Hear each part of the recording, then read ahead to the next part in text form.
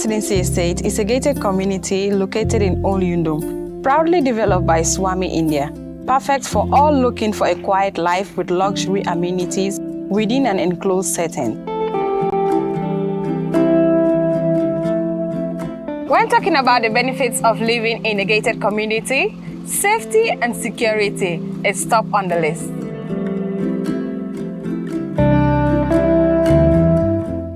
They allow extra privacy, take away the hustle of unwelcome solicitors, and create a safe haven for children to play in a trusted environment without traffic or speedy vehicles.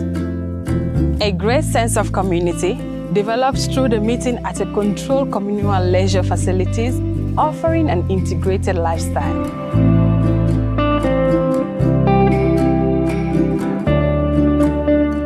A green environment and well-managed communal areas are keys to higher home standards, elevated quality of life, and better property value should you consider home reinvestment in the future.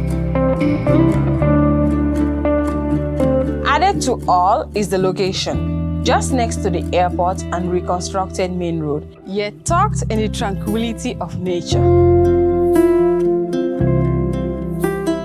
Our purpose is one, your satisfaction. Contact us. Let us help you build your dream home in the Gambia.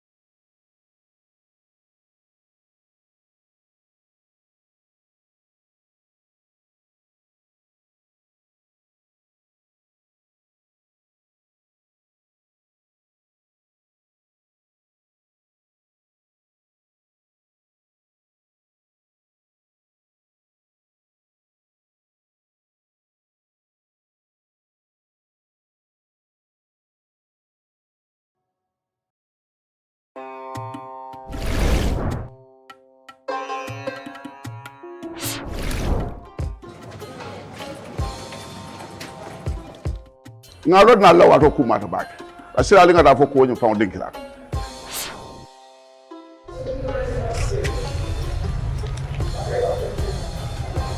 hey elafta maboro la bang kalpo efa igiso eseo na yuna jang ibadin kilato kati yuna wallet ibe falindiro ke kan sandiri nyat ni la yuna wallet to si muna fanno tulo yabo mano country ni fenja ma jama isi sanno la yona wallet to kono yalla kamo soto ila wallet to kono alkana la konda no tay ka yuna wallet anatan tolle rukan na balwo fanondi abe sono yaren ko bulu podo ne la mobile scan yo science ise maboro ke wato men diate ko be sandro ke fangole ba ko ba ke kan dimbalem isi ñu lonko e sandro se yona enterprise wato wati ani la yona wallet to la ibe lan kamo soto kay la wallet to kono alina nga kafun nanyi yuna dimbayal tan kasandiro ke yuna biti foto ali nga kata nyin ko kentat na sulo fon lolu si sandiro kije se ma boro fanan keje moro jundi ana nyum ko di mabal ni kadeda.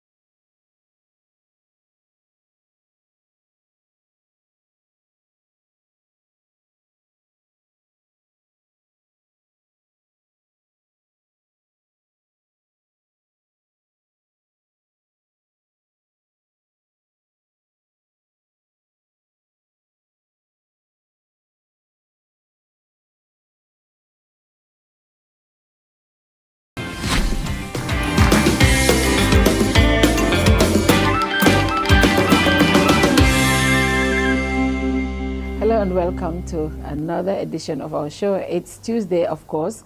We come back here every Thursday, but we're here on Tuesday today with Dr. Isatou Touray, former Vice President of the Republic of the Gambia, founder and CEO of GAMCOTRAP.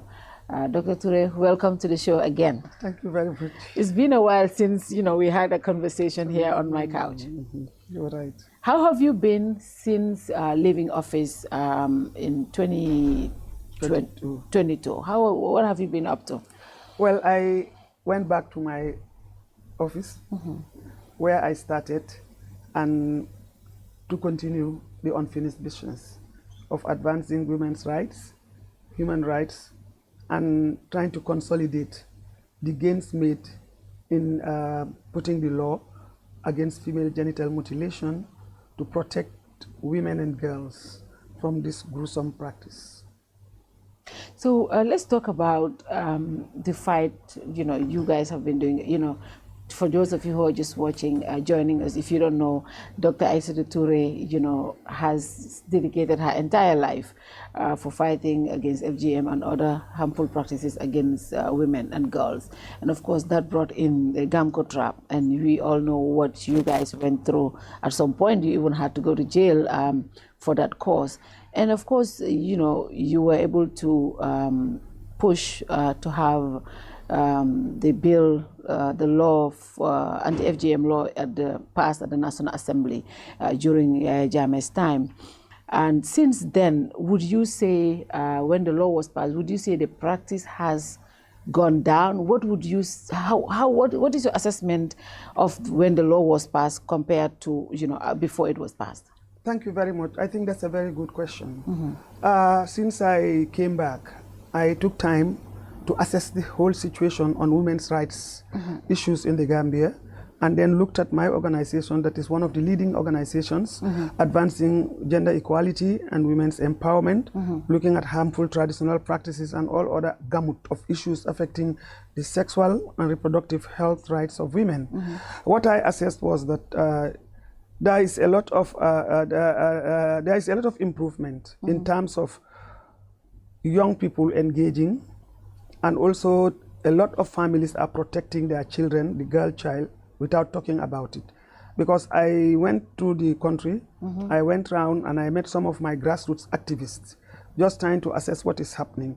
I found out that a lot of them are not engaging with FGM, but it is still going on in some pockets of areas, particularly in hard-to-reach areas where people normally exclude them because the roads are very bad, because it's very far, it is very hot, and therefore they can be free to do anything. And without any information, they tend to return back. And what I discovered was that the heightened awareness about FGM at the time I left has reduced for the fact that it is intergenerational. There were young activists or young participants who were there, they are now married, they are gone. Now the young ones that are coming up, we are not given any information. So for them, they cannot make the decisions.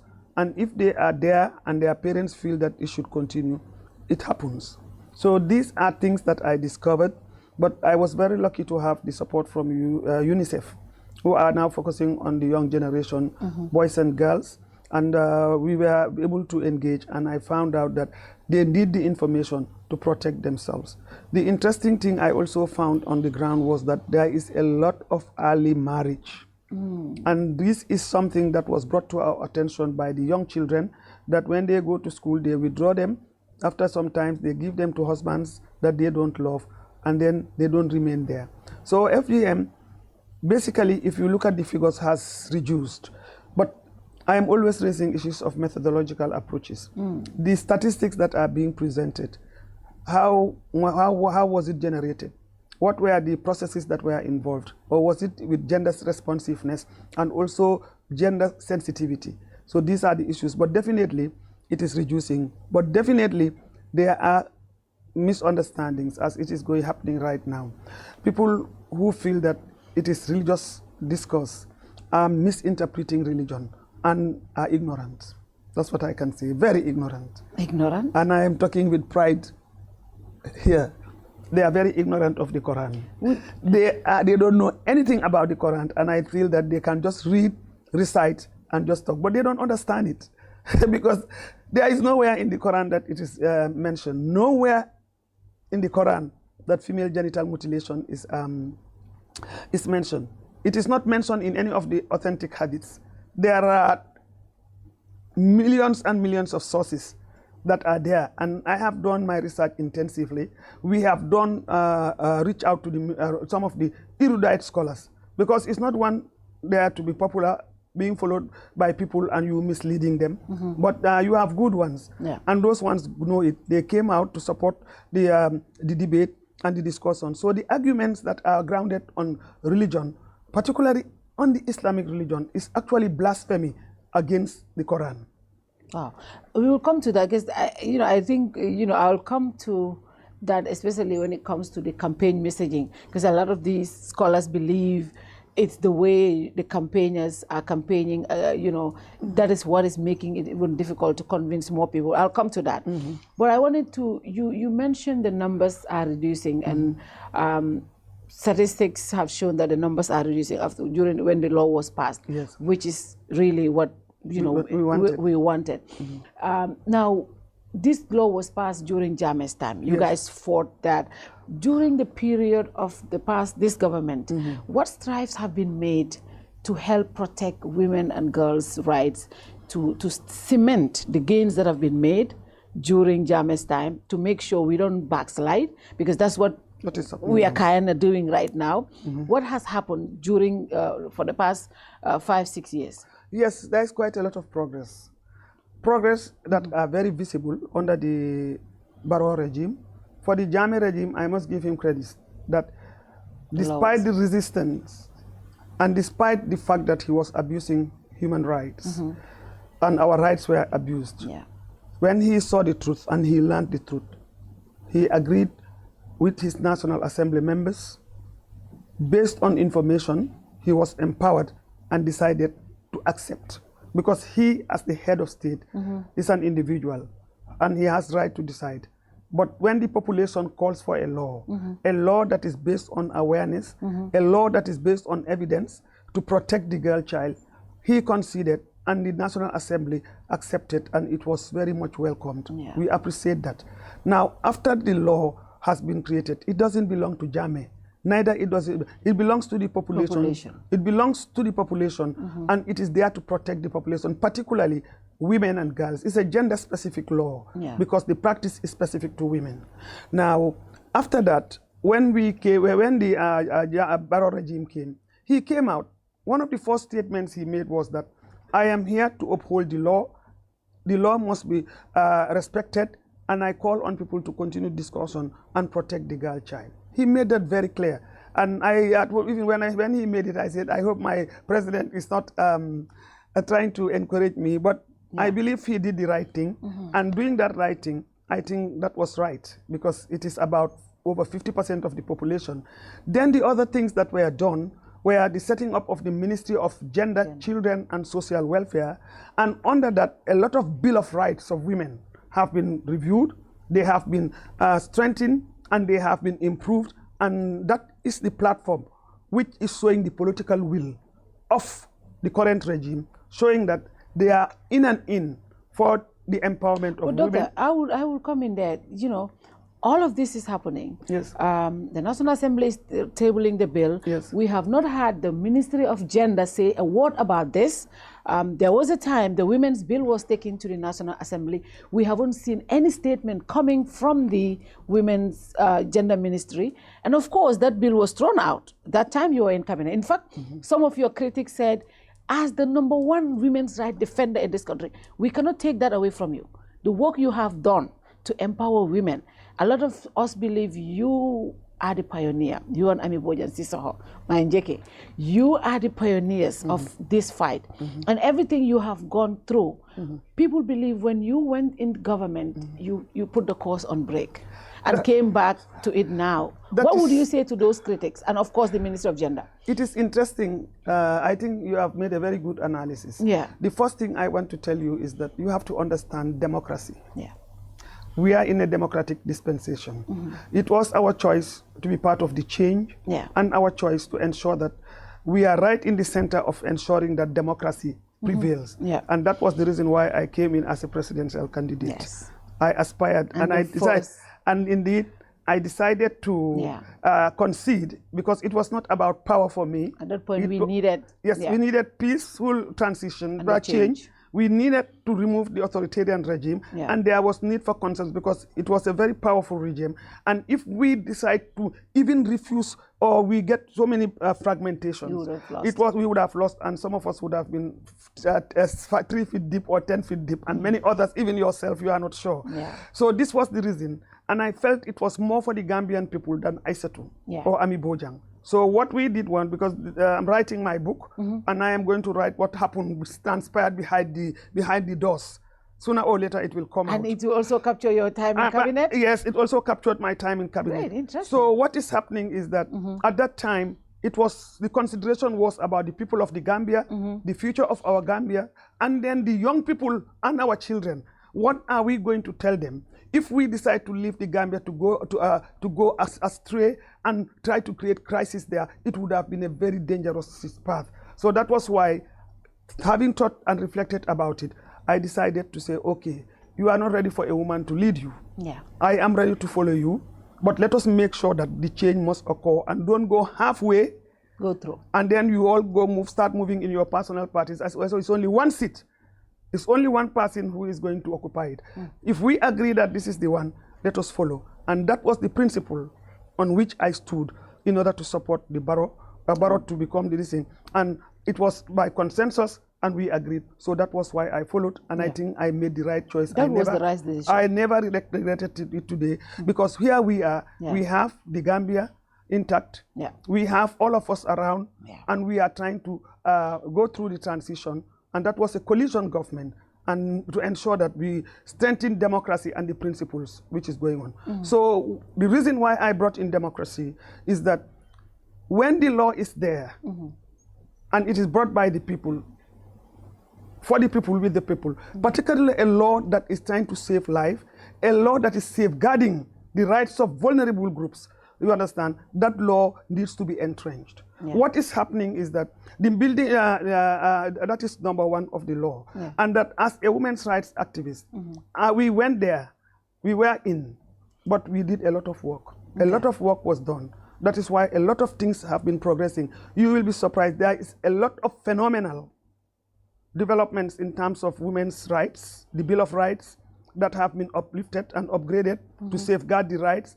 And this has also been transferred into the draft constitution. I hope that the constitution will go. So being in there, you cannot come out and tell people this is what I'm doing. But then those who are observing and looking at the outcome of some of these things is there. Now, the Ministry of Gender, I also had a similar feeling about it. And I have been receiving a lot of questions. A lot of people are communicating, and I told them, look, when I was there, and we are together. We've done a lot of progress, and it was through the political will of His Excellency President Barrow. Because when things get tough, he says, this is what I want, because he has the right and veto power. So he's been supporting women and girls. I want to put that on record. But we haven't seen a statement from the government, from the women's, ministry. The ministry. This is not the first time. When, number one, the women's bill came, right? We want more, because the reason why it's important to have more women in the parliament is, we'll get there. When they talk about skin bleaching, you remember that bill? Yes, It was men who were telling us what to put on our skin and what to do. What to do. Yes. When they talked about maternity and others, it was men who were deciding on our behalf. Now, again, they're talking about FGM. I think we have only 3 women there. The women's bill, if it was supported by you or the female gender minister and other cabinet leading women, maybe we would have gotten it passed, right? No. By today, we would have had more women in the National Assembly. You know what is happening? Yeah. You people don't understand how it works. Okay. Now, if you don't understand because you could have lobbied. You were the vice president. We have lobbied. Okay. And we have done. The reason why it is even coming out and we are discussing, bringing it to the table, is the beginning of even empowering the people and ensuring that we are putting it there. But there are processes and procedures that people don't understand. And I think this is where we are failing. People feel that being in government and being in that position, you just say, this is what I want, and it happens. It's not like that. That is what breeds in dictatorship. The thinking is very right. Yeah. The process is very right.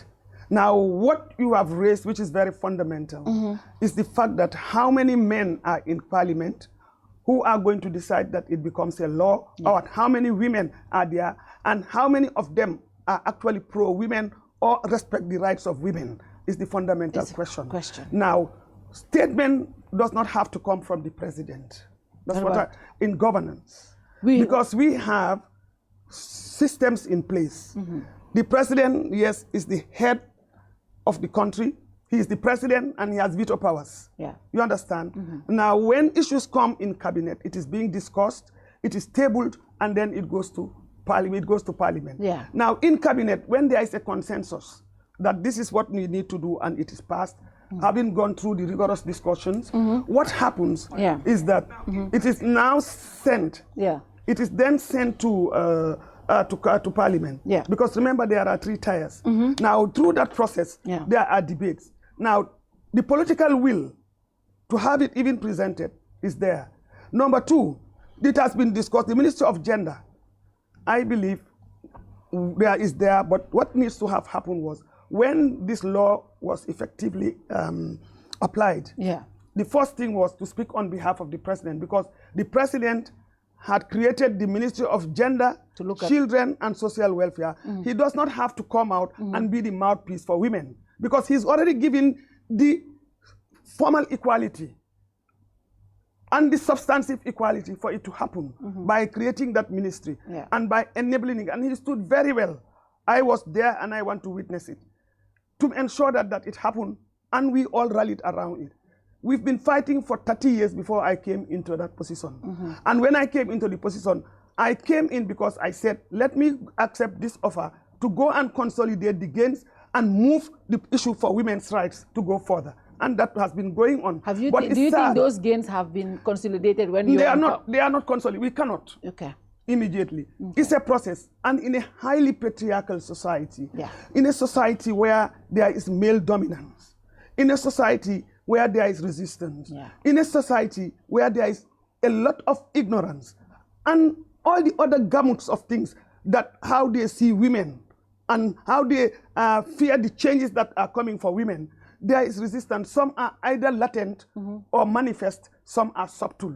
And I've come to see that in different forms and shapes. So whatever we can do. In cabinet, how many women were there? Few. 4 women, maximum 3, a minimum 3. So there were how many men?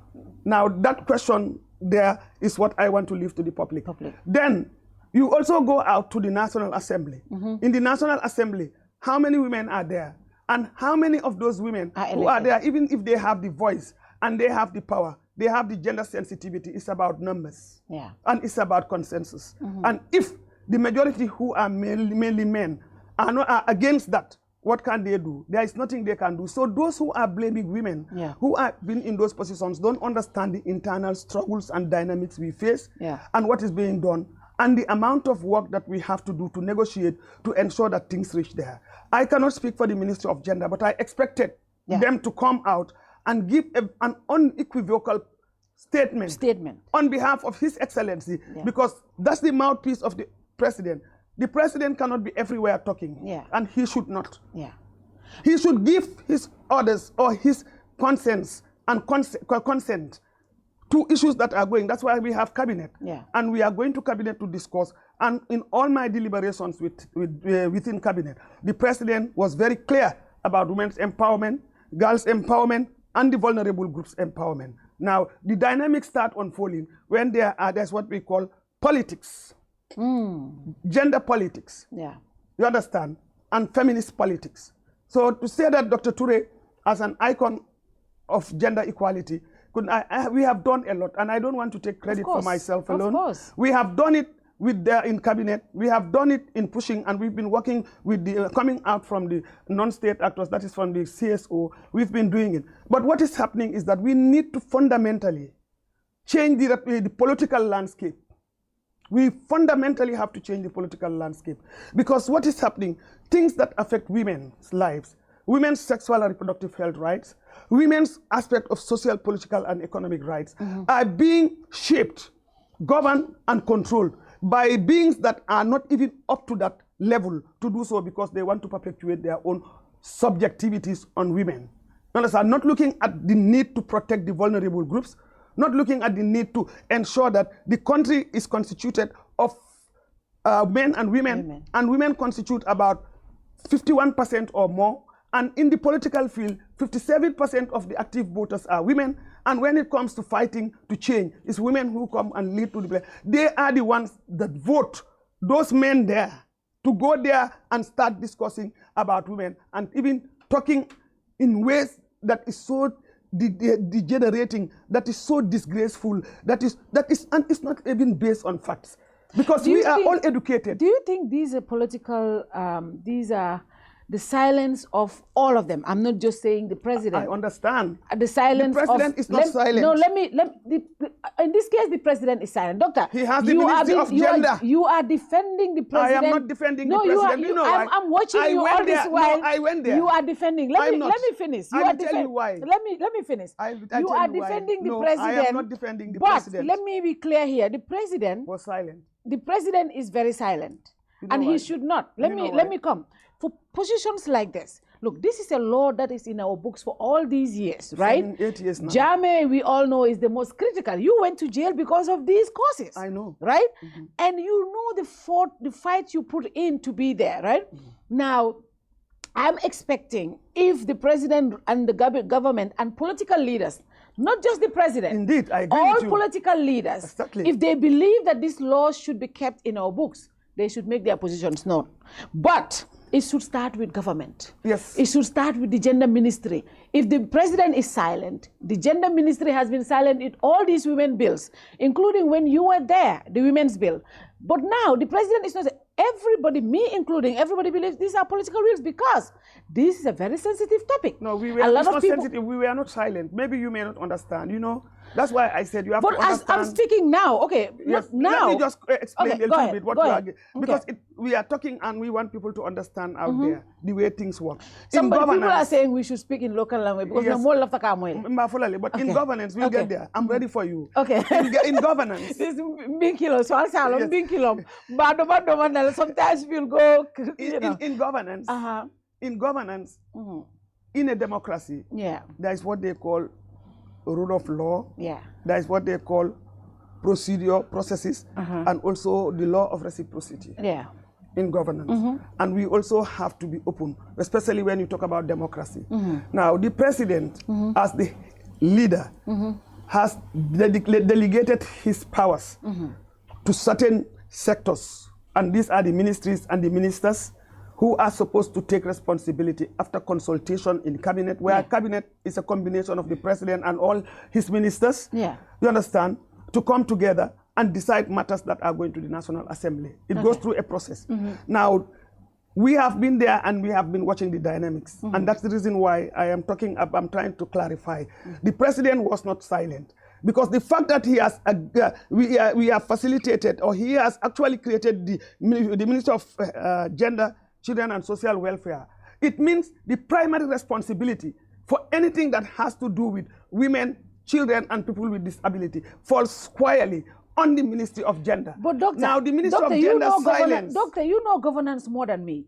The president is the overall head, right? I know what is happening. I'll share it with you. The president, Nim President Barrow left Dr. Touray as the health minister a position of Tanina. Jani Ularo kelebe statement of No, but if the health minister no, but ni health minister make. Nim president of Tayake, president of Bafula through that is showing you failure in governance. The failure in governance is, this is what I want to say. So I the want box to talk with to the president out there. But the box stops with the president. No, the president cannot interfere president in has everything. No, but he has the. No, the box stops at him. Yes. You know what? Let me tell you how the box stops at him. Yeah. If you allow me to just go ahead. Because it's an opportunity to enlighten the population and people out there. Yes, that's now with this process going on, and we have taken a case to court, and the Inspector General of Police has taken its steps because there is a law. So that means the state, which has created the law, you understand, has applied the law. It's not GAMCOTRAP or Human Rights Commission or all the NGOs or the international community. This is a law that has gone through a rigorous process, many years of advocacy.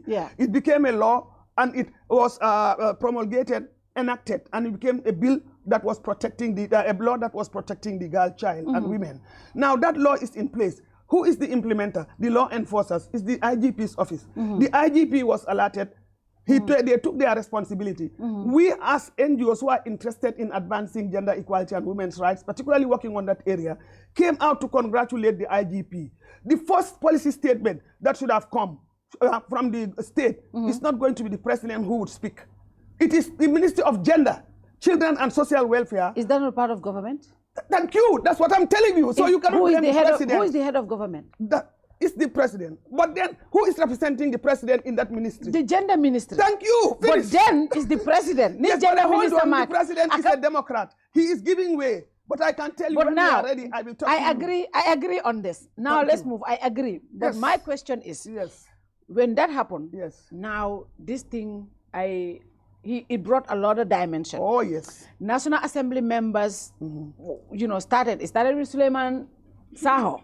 When that happened, we saw UN, all the agencies issuing statements because they're concerned.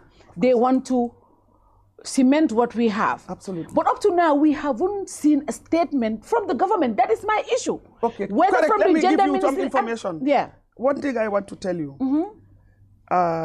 The Gambia is part of the United Nations. Yes. And the Gambia has ratified almost most of the bills of rights of women. And in particular, the Maputo Protocol, CEDAW, and many, many others, and the additional protocol, and so many things that are protecting and promoting women's rights and empowerment. And also part of that includes harmful traditional practices, Article 5. And the state in Article 4 is specifically asked to ensure that everything is put in place to protect those rights, and that is the law. Now that that law is in place, so it means it is binding because it is committed to itself and it has an obligation to ensure that that happens. Now it has done so. So the international community who are part of that, that's why we have them in every country. They are part of the United Nations and they are here to advance progressive development. It is of course going to be of concern. We wrote, those who are NGOs wrote, we are here to supplement or support the government. And the NGOs wrote, you have seen in different platforms where we have been engaging, and we have been also informing the communities. You know, I'm just coming yesterday. After 5 days of hard work, I am coming, but I'm very happy. I'm happy we're having this conversation. I am happy because what I got there is so affirming and so fulfilling that knowledge is power. So what is happening is that the international community have to. They cannot sit down and put a blind eyes, but they are not interfering. It is their duty and responsibility. They are making their position known, and that is what issue. You cannot sit on the fence about certain issues of matters in which the state has already made an obligation. But the government is not making their position known. The government. Can we agree on that? They have not made their position known. It is known. I will get back. I said I will let you know. Okay. Now, they have to remind the state about their obligation and to say that the trends and direction that certain things are going in terms of the laws and the bills and the rights that you have agreed to sign and entrench and already made a law against it. It's not progressive for that to happen. And they need to come, but they are not interfering. They are reminding us.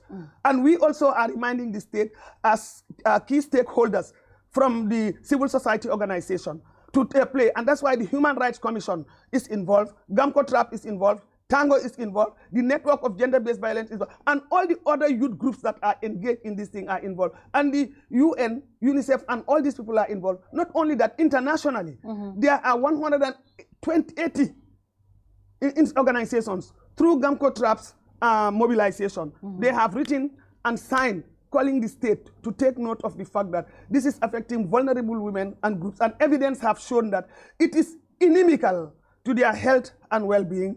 It has deleterious effects, and it has nothing to do with our religion. Now, the sad thing about it is that I don't want to say we are all ignorant, but I think educated people have a very key role to shape this country, move forward. And it is our duty, our divine duty and responsibility, not to allow people to sit on anywhere and shape the 50%. This is about misogyny, hatred for women. Because those who are speaking, can you imagine a lawyer coming out to say that we should not interfere in the culture and tradition. Is that my Fati? Are you talking about my Fati? My Fati, yes. Yeah, because he made a statement. He made a statement, and it's very disappointing. He said we don't have as a lawyer, mutilation. Whether it is mutilation, or whether it's pricking, or whether even it is pinching, even pinching, who has the right to interfere with God, what Allah has created, and who has the right to define how a woman should look, and who had the right to do this, and knowing that they should understand that female genital mutilation predates all monotheistic religions. He has attended a lot of programs. He's a human rights lawyer. Yes. He knows, he ought to know, so I don't know how he got his degree. My Fati? Yes, I don't know whether he was a full lawyer or what, but I am disappointed at my Fati. If he wants to use that as a political gain for the women who he thinks are ignorant out there, let him try it. To start and talking, because they have been engaged in it, we have now worked and created awareness. It was a call by the women and the men and the chiefs and every cluster in the Gambia that have done the dropping of the knife ceremony. We have done 7 so far. 208 circumcisers have abandoned the practice. We have 1,056 communities out of 1,800 and something plus communities in the Gambia who have come together to make that public declaration. For my party to stand and say that this should not, this should continue. He thinks when he says that because people are stopping there, say, my party la. Wallahi billahi, I am telling you this. He will not, and I don't think he's fit to lead the country. Really? Yes, he doesn't. Why? He's not fit to lead the country. Just because he said he supports FG? He is misogynistic. He hates women. He hates women's rights. He hates, that's it. May is known to be a human rights defender. But he has not been defending the rights of those girls and women who are dying out of FGM. And having known that there is medical evidence that is being sown everywhere in the world. And if he is educated, let him go and research. I challenge him to go and read the Quran and come and quote the section and tell me, I will close my organization. I challenge him. Let him do that. He will never be able to do it, because if he reads the Quran, he should take a lead in this. Those who are promoting, and this is blasphemy against Islam. But we have seen religious leaders, which I will come to. First, let's go to what really created all of this. It's the successful implementation of the law. What really created this? You said the numbers have started going down because of the law. Now, if the numbers have started going down, right? Not only the law, but because awareness. Awareness, the work you guys have done. Yes. You guys have done 30 years of advocacy and all this stuff. And of course, with the law, the numbers have started going down. Why prosecution at this point? Because that is what has threatened the law now. Because there was you know, this is what a lot of people say. Okay. Atinyatale. Allahu Akbar. But why? Now let me just explain and clarify that, because if you are sitting in the public and analyzing it. I am asking the question. You are asking it's important I ask this question. This is what people want to know. Yes. Well, yeah. What is the purpose of the law? That's the first fundamental question we have to ask ourselves. When you put a law in place, what is it meant for? I throw that out, maybe people never. And if there is a law in existence about something and that issue is being flouted and there is a misdemeanor, what happens if there is a law? You apply it. Now, to say that FGM is criminalized and the law is there, like any other law that exists, there are many, many laws that are existing that have to deal with issues. And it's not applied on, immediately. It is applied when the law is broken. It is applied when the law is broken. Now, this law was applied because there was a misdemeanor. It was broken. 8 children were slated for cutting, and through our efficiency in monitoring our communities, we caught the culprit. It was reported to the police. We followed the due process. And then the law was applied, whether it's whoever it is. What is the problem about that? Doctor, I'm going for the past 7 years, these pocket cases have been happening. Yes. Being all in the communities, and of course, right? But after the law has been implemented. Yes. No, before the law, even that was happening. Past 7 years or yes, 7 years ago, I was not inside GAMCOTRAP. No, this is the thing, Doctor. I was not in GAMCOTRAP. And I want to tell you, Molko, for the past 7 years, you hung your CSO boots. Yes. In fact, my favorite civil society member, Mahdi Jobate, has come after you several times. You are civil society. You were a role model to all of them. You hung those boots, and you are in government.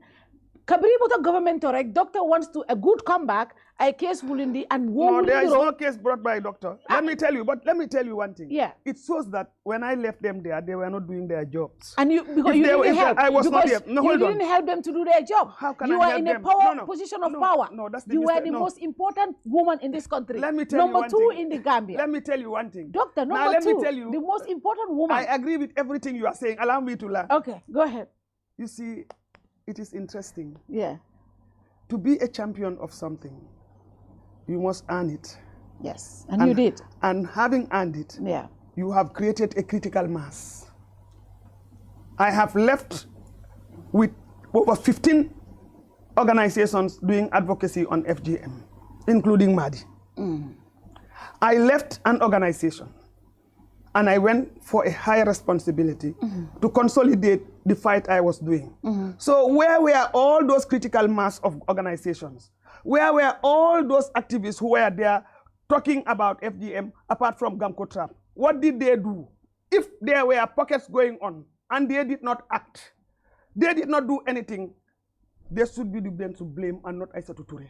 When I was over there, I am there to push the agenda and ensure that democracy, good governance, human rights, and development takes place. That's another realm of responsibility that I cannot. And you know what? Even if you have not done anything, you start going to your organization, it is not right. It will be conflict of interest. When I left GAMCOTRAP, I handed over everything. I called a meeting and there was a minute written and everything. It's not that I abandoned it, but I thought it was a responsibility and I don't have to interfere.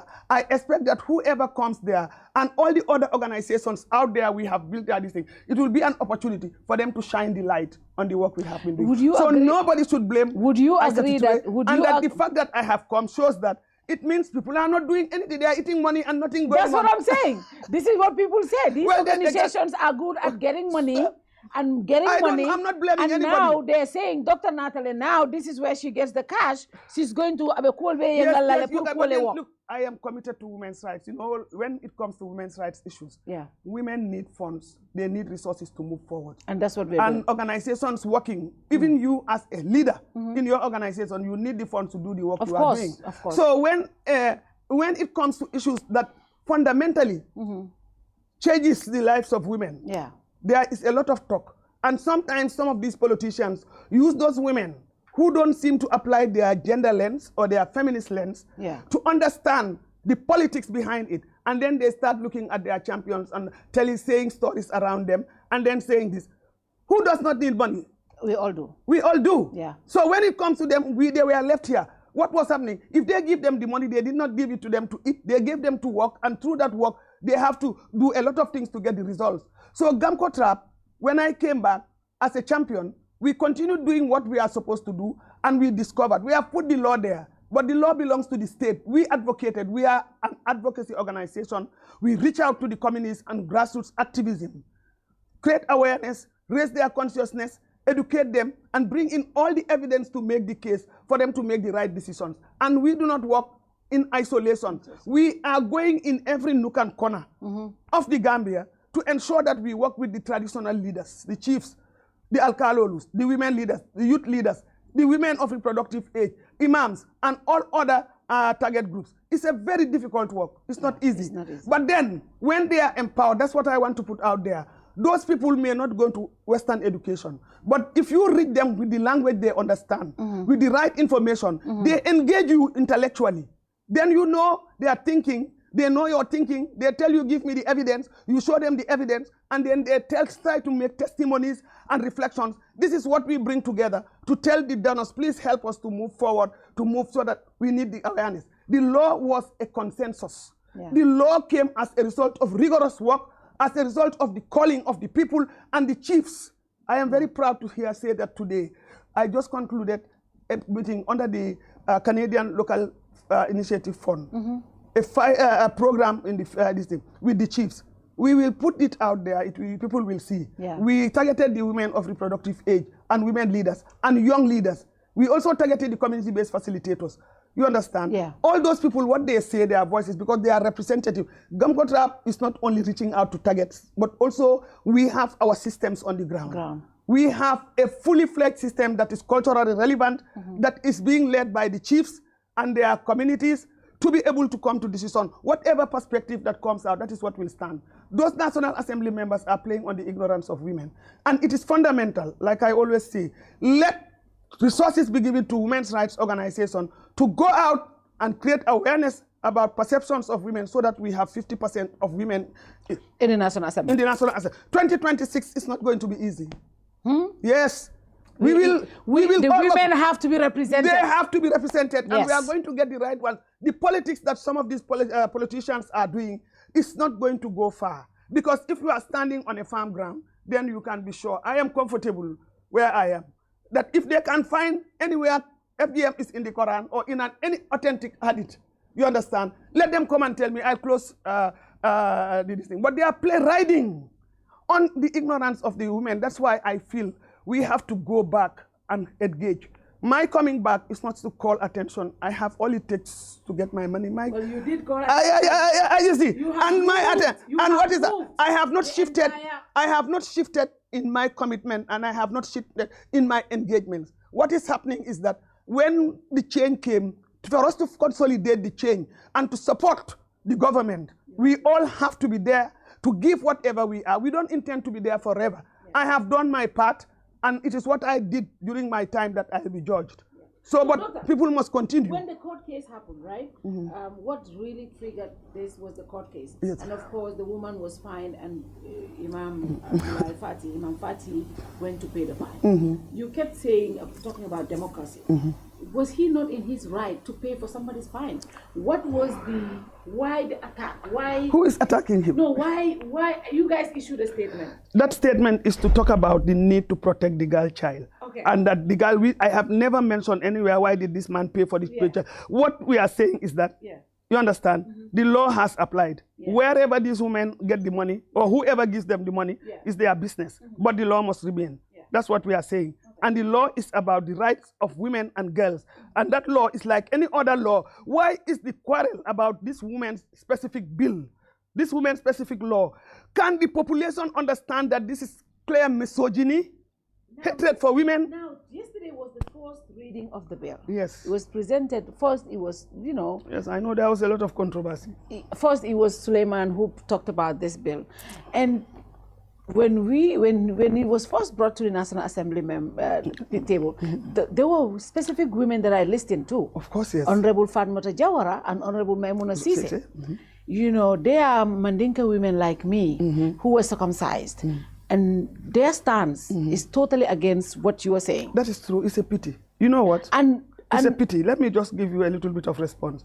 Fatoumata Jawara was trained many, many times. We have clips of her in all our community activities and in all our meetings, both on FGM and on effective participation of women in politics. You know, GAMCOTRAP does that. Yeah.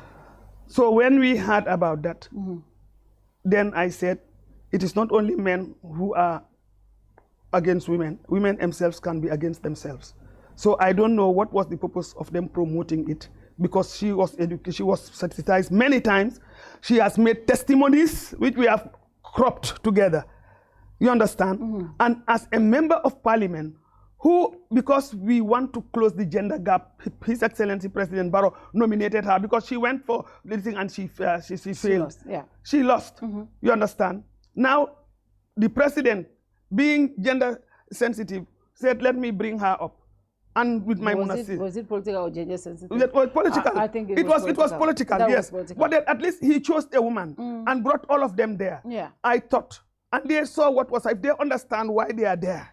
If they understand why they are there, I don't think this would have been the response from them. And I was being called when Fatoumata Jawara, people were, is this not the Fatoumata Jawara we did a program with? It's not this Fatoumata Jawara who said this, who said this, who just said that. It's not the Fatoumata Jawara that you supported. It's not the Fatoumata Jawara this thing. I said yes, it is the Fatoumata Jawara. But there's nothing we can say. Let's educate the reason why I brought this is this. Is it because of the communications of some campaigners? Not all of them. I understand. I have so much respect for a lot of the campaigners because I know how, you know, even in our homes, you know how to Now, when Imam Abdullah Fati paid for this fine, I'm on Twitter. I know. I saw a lot of reactions. Yes. Now, if you call Imam Fati that I have so much respect for and other people, congregation also, if you call him, excuse my language, an idiot or other words, calling him a pedophile and other words, you're going to have resistance from people who don't even support FGM, number one. If you call Molminka is FGM, that what is happening in Twitter? No, I'm telling you. I'm telling you what I on Twitter. Yes, what you share. If you see campaigners, mini alonko, they're really renowned people. Yes. Saying ko Molminka nyinke, they are ignorant, they are barbaric, they are this, they are ignorant, they don't know. You're insulting my grandmother because my grandmother up to Soma believes in it, and I will never allow any of my kids or my grandkids to be circumcised. Absolutely. I remember my father 45 years ago never want any of us to be circumcised. One time, abitan sambal naka police kabri ente samba. That is a man who doesn't believe in this. But all of us, because he case sunyale. But it took years for you guys to fight and encourage and support people. Kamol kawanganya.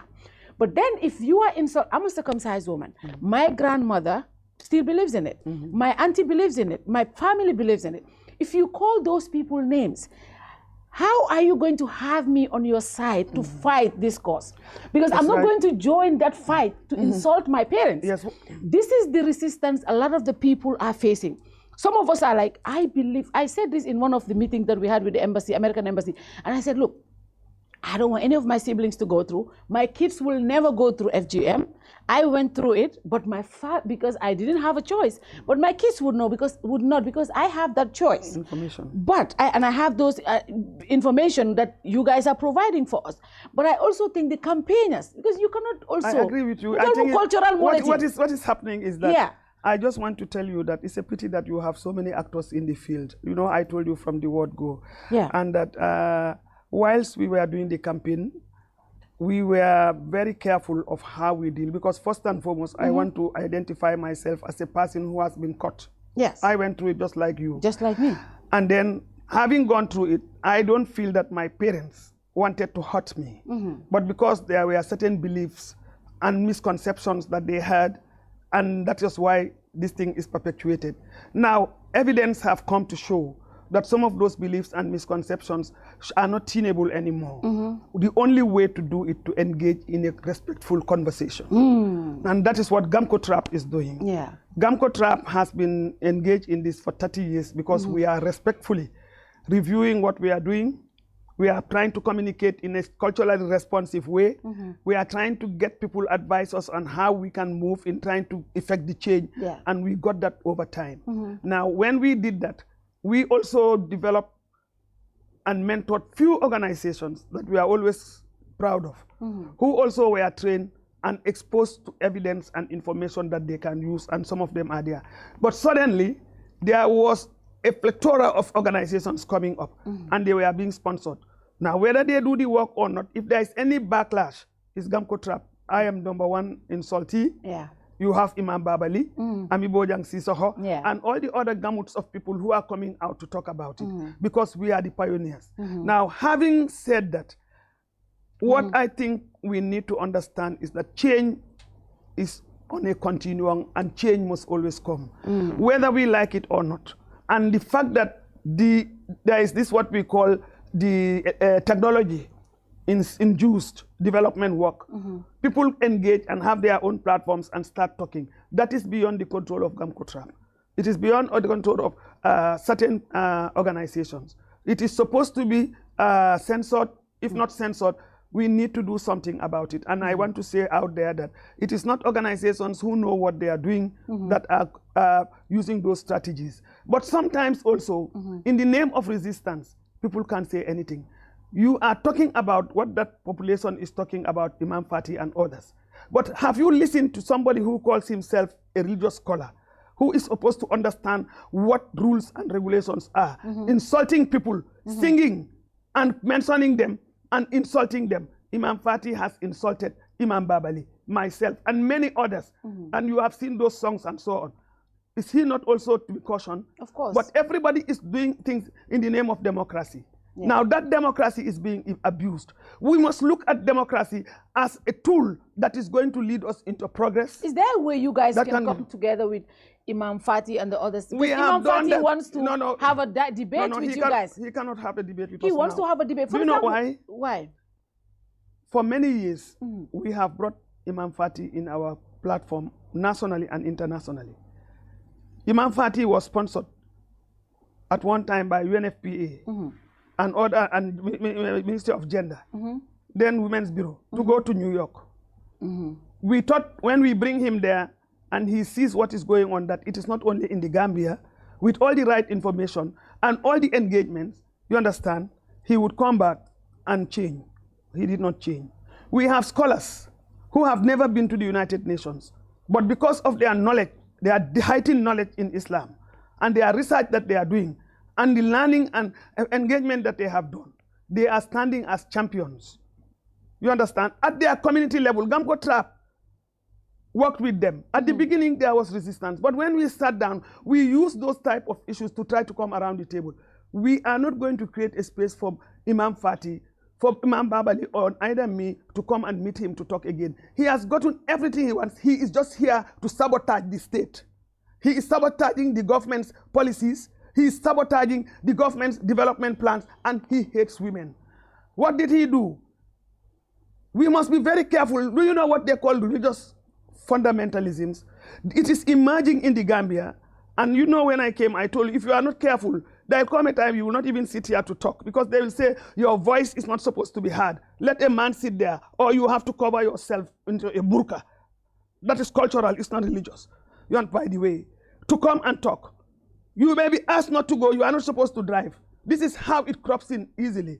This is what happens bit by bit, bit by bit. Then they start meeting people. They start doing that. And at the end of the day, then what do you see? Women are being reclined. And progress is needed for women. Gambian women are suffering. And if you look at everywhere, all over the world. The reason why I think you guys should engage, because yesterday we saw the first reading. It doesn't matter. The mobilization. That is not the mobilization. The mobilization. You have seen the number of women that were there. Young girls. But they were women. They were They are women abused. too. I want to raise issue about that. We are going to we will deal with him. Why do you think they Do you were know why? abused? Because this most is of a the National women, Assembly. But let me complete. It's not right. A lot of the women that came there are above 18 years old. You are not sure. I mean, I said, I'm not saying all of them. Yes, I said but a then lot whether of them. they are 18 or below, what is important is to look at the decorum. To look at the decorum in the National Assembly and what are the rules and regulations. We did not appear, but we sent powerful messages, a reminder to the state. Yeah. We gave the facts about FGM and we reminded the articles. You understand? There were banners there put in by GAMCOTRAP. And I'm sure most of the NGOs that are working on FGM agree with those articles because those are the basis of our work. That is it. We don't want to create crisis in the Gambia. Yeah. We want peace. And we need to create peace. We need to create that environment. We don't have to go there and bring young women, bringing them to say this is what is going to misinform them. They are misinforming them. And I am telling you, they will pay for it. They are misinforming them. How will they pay for it? There are people behind them also who are funding them, who want to create crisis in this country. This is where I feel the government has to be very careful. Must take its responsibility, must take its duties, and stand up to uphold the law, respect the law, and protect 50% of the population. So that is, using those rhetorics of this is democracy, this is human rights, this is freedom, and so on. The state has an obligation. The Imam and it has his team responsibility, and there is a limit. Campaigning This around is governance. religious tolerance. Is this religious tolerance? Yesterday, I listened to one of the audios where they said, religion. I heard one of the things where they said, because that is why they want us to go back. Now, when that happened, yeah, women's rights in all its ramifications, all rights, I'm telling you, will be lost. What happens if this law is repealed? What happens? What state does this put us to? Do you know what I'm telling you? I am of the view. Yeah. And I'm not talking just emptily like that. I have been taking my responsibility in a very professional way since I came back. And I have been engaging at community level. And I have always been saying that this work cannot be done in only the four corners of our offices. It is about perceptions. It is about beliefs. Yeah. It is about how people have been doing things for a long time. And now when it comes to gender-specific issues of women's issues, that cannot change because it preserves the status quo. And because it preserves the status quo, now they are using all sorts of arguments to make sure that it remains. So what is the use of a state or a government who has put these things in the best interest of the population and the people that are concerned and have brought in a law? There are many, many laws in place. There are many, many policies in place. But when it becomes gender specific, then everybody begins to talk. And those who have the privilege to talk are those that the women have actually voted to go and represent them. And they are not, some of them, not all. I want to make it very clear. Yeah. National Assembly members, if it is 100%, I think 75 or 80% are to uphold the law. And it didn't look like that during the first debate. No, on the 18th. On the 18th. Yeah. You can call me again. You think you have the numbers? You can call me. I don't have the numbers, but I am sure. Let me tell you one thing. The reason why I doubt that. Yes. During the last conversation at the National Assembly, when the ban issue was spoken about, presented. Yes. 80%, 85% of all of those who spoke believed that the law should be repealed. This is the nature of Parliament. I don't know whether you have watched me in Parliament. I saw you there. I have been doing a lot of deliberations. Yes. When things come out, remember, it raises also some fundamental question of quality. Quality is very key. Yeah. When you want good governance and you want to ensure that the country progresses, you have to be a little bit, you have to be very reflective of what quality are you going to carry there that is going to help understand issues and stand by things so that we move. When it was presented, that was a first reaction. Yeah. First reactions are always like that. It's spontaneous. You think people's positions have changed since then? It's spontaneous. Yes, they will go out and do their research. Okay. They would have been consulting. You understand? They would have gone. And through that consultation, nothing is static. Things have to, you have to learn. And that's why GAMCOTRAP is very patient. We are right now working with the National Assembly. We have already trained a lot of them even before this law and after the law, and other organizations also have been engaging. We have also been consulting behind the scene.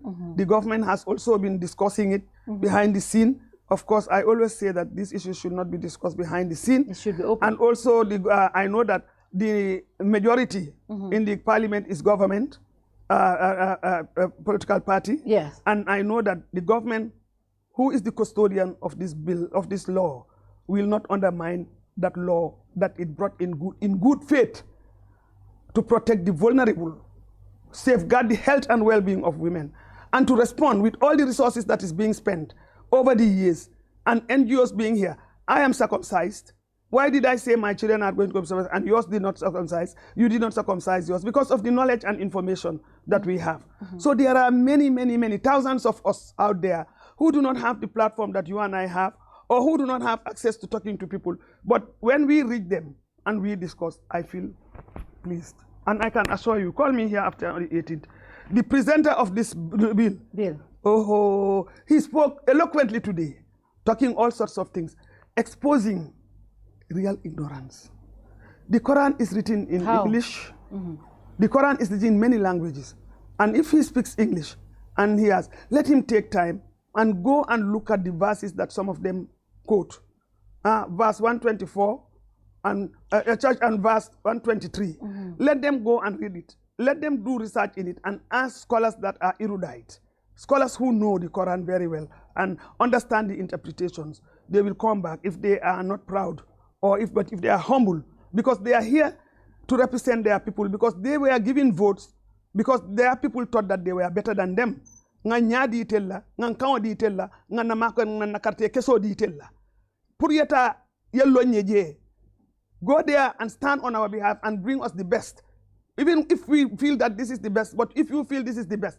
Now, you should be a level ahead of those people to bring them the best. Now, if those people are more enlightened than you, what are you doing in parliament? That is why out there, when you choose your National Assembly members, I want you to choose them not based on sentiments, women and men.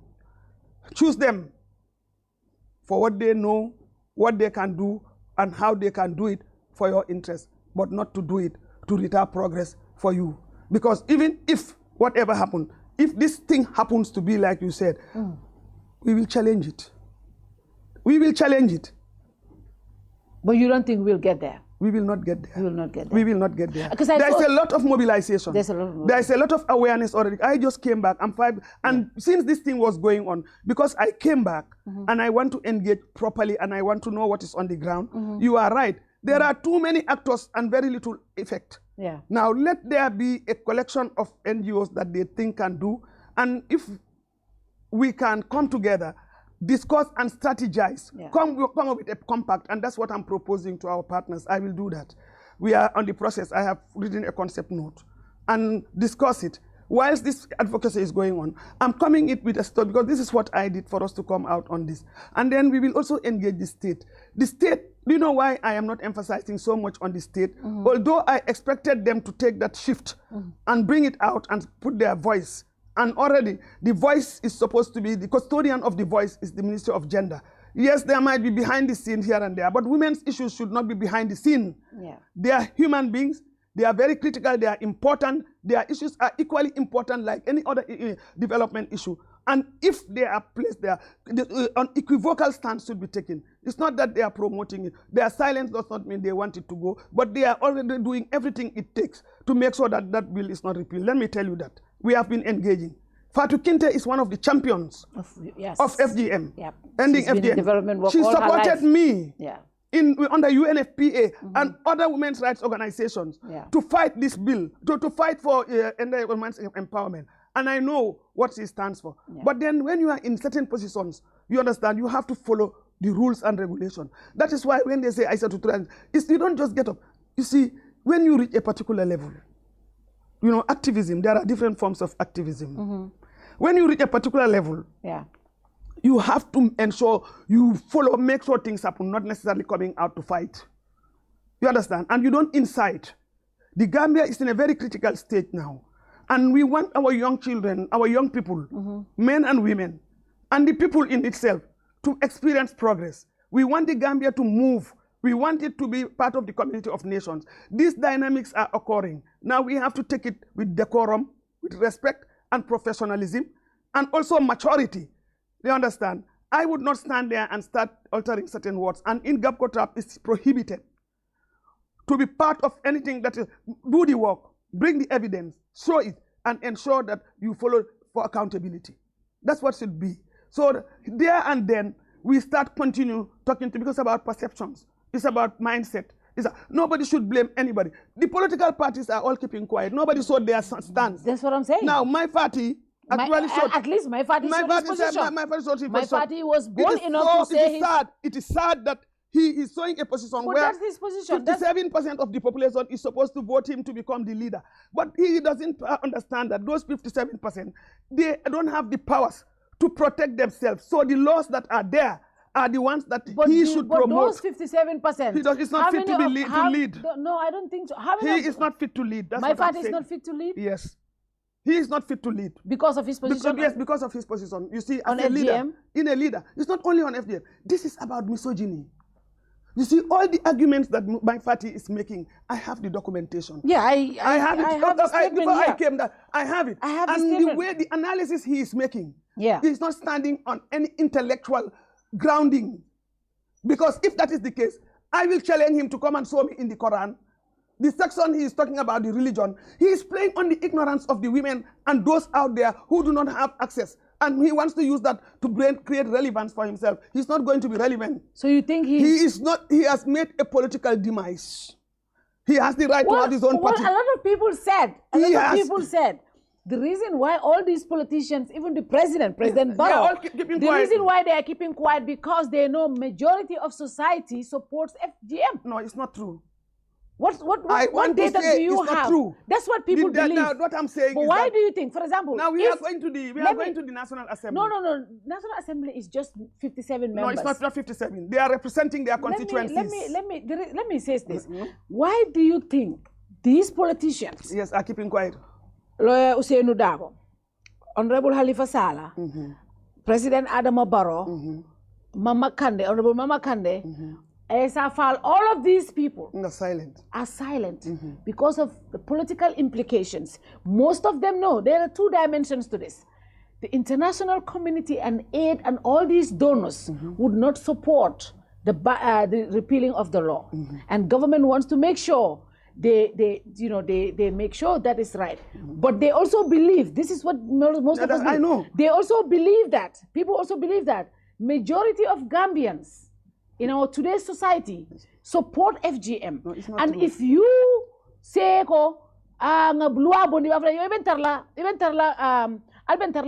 yesterday Imam Fatih and crew were saying if any National Assembly member vote against this repeal, we will go to your constituency and campaign against you. Now let me tell you one thing. Why do you think the political leaders are silent? Why are they silent? Let me tell you one thing. UDP one time said they were going to take a position. They did not. They never came out. Yes, but let me tell you one thing. Why do you think so? Let me tell you one thing. It's very sad. You see, like I told you. Mine should be commended for at least having an opinion. I am not commending him because Mine you know why? He had an opinion. Do you know why? He was bold enough to have an opinion. I am not commending Mai for the reason that Mai is an intellectual. Yes, no doubt. He's an intellectual. He was a minister. But you just questioned his degree. I'm not questioning his degree. You say you don't know where he got it. Yes, because if you are grounded in what you are doing, especially in the discourse of human rights as a lawyer, not only a degree, but he's a human rights and a lawyer. You understand? Yeah. And we know what we talk about when we talk about those aspects. There are certain basic principles that guide you. You cannot take a particular stand like that. First and foremost. Secondly, if he thinks that majority of the women up there are not educated, they don't understand, and they want to go back to FGM, it's not true.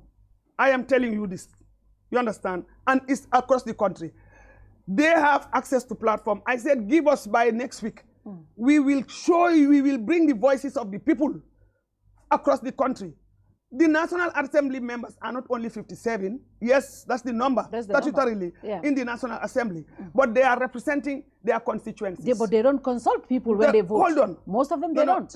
Well, I don't want to go into that. That I know. But I am telling you that if they are there on behalf of the people and misrepresenting them, we are going to give you the alternative voice by next week, before the 18th. Okay. We will put it in all the media houses that we have access to. Okay. You understand? We have done our jobs. And the people that matter in the communities, you will hear capture the voices, and then you see what is happening. That is number one. Number two, I want to tell you that if the political leaders feel that silence is the answer to this very important topic of development, I don't see it as a religious issue, because I know that it has nothing to do with Islam.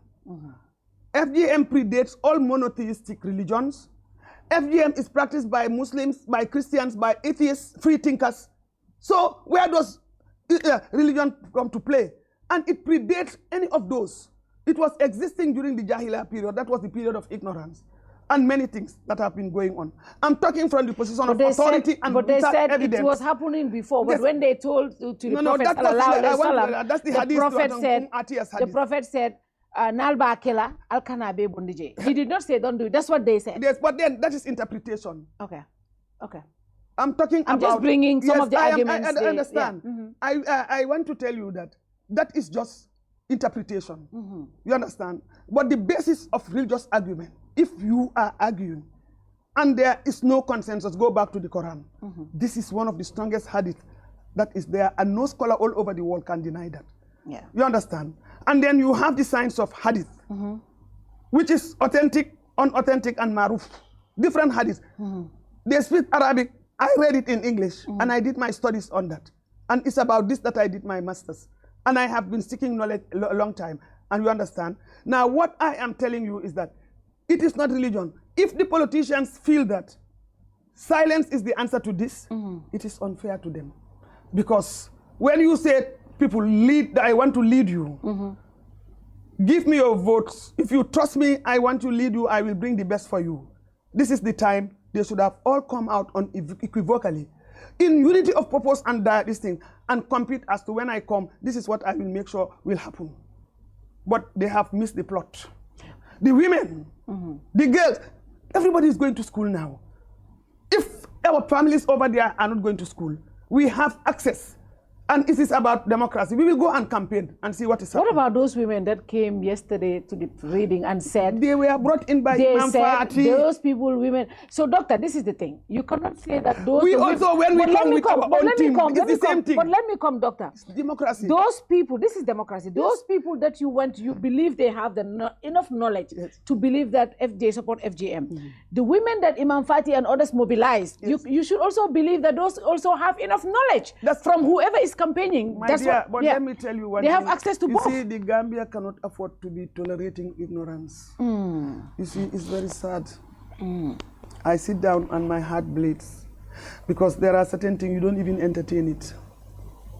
If it is based on truths and facts, you allow democracy to thrive on principles, on evidence, in the best interest of the people. What are some of the scientific evidences? I think it's important. Since you have the medical evidence. Yeah, the medical evidence. That is showing the effects of FGM on the sexual and reproductive health rights of women. Dr. Ja and many doctors that we have worked with have already made many presentations across the country. GAMCOTRAP does not work alone. We bring the experts in the particular field to come and expound and talk to the people, and then we open the space for them to ask questions. We don't allow them to leave because we pay them for the time and to give us their full time based on research evidence. We have done, and those people who are working in GAMCOTRAP are not empty. We are not empty. We've done research and we know what we are doing. You understand? And we are also part of the community of nations. We are part of networks that have the technical competence, that have everything it takes to move forward, to be able to to engage. That's why the organization is there. You understand? Whether people like you, but in a democracy, you have to manage it properly. If you don't manage it properly, your enemies will even topple you down or undermine you, and then you create a bad image for yourself. Governance is about giving the liberty and freedom of people to do, work according to your plans, review them, engage people, look at what is right and so on. But every dictum and Harry coming in to do what they want, trying to put pepe, they want to put probar, they want to put shit, they want to put everything in your governance. You allow that, you are going to fail. You are bound to fail. So those that are keeping quiet, I am not blaming anybody. It's their right to be quiet. Women over there should know that this is what their life is like about.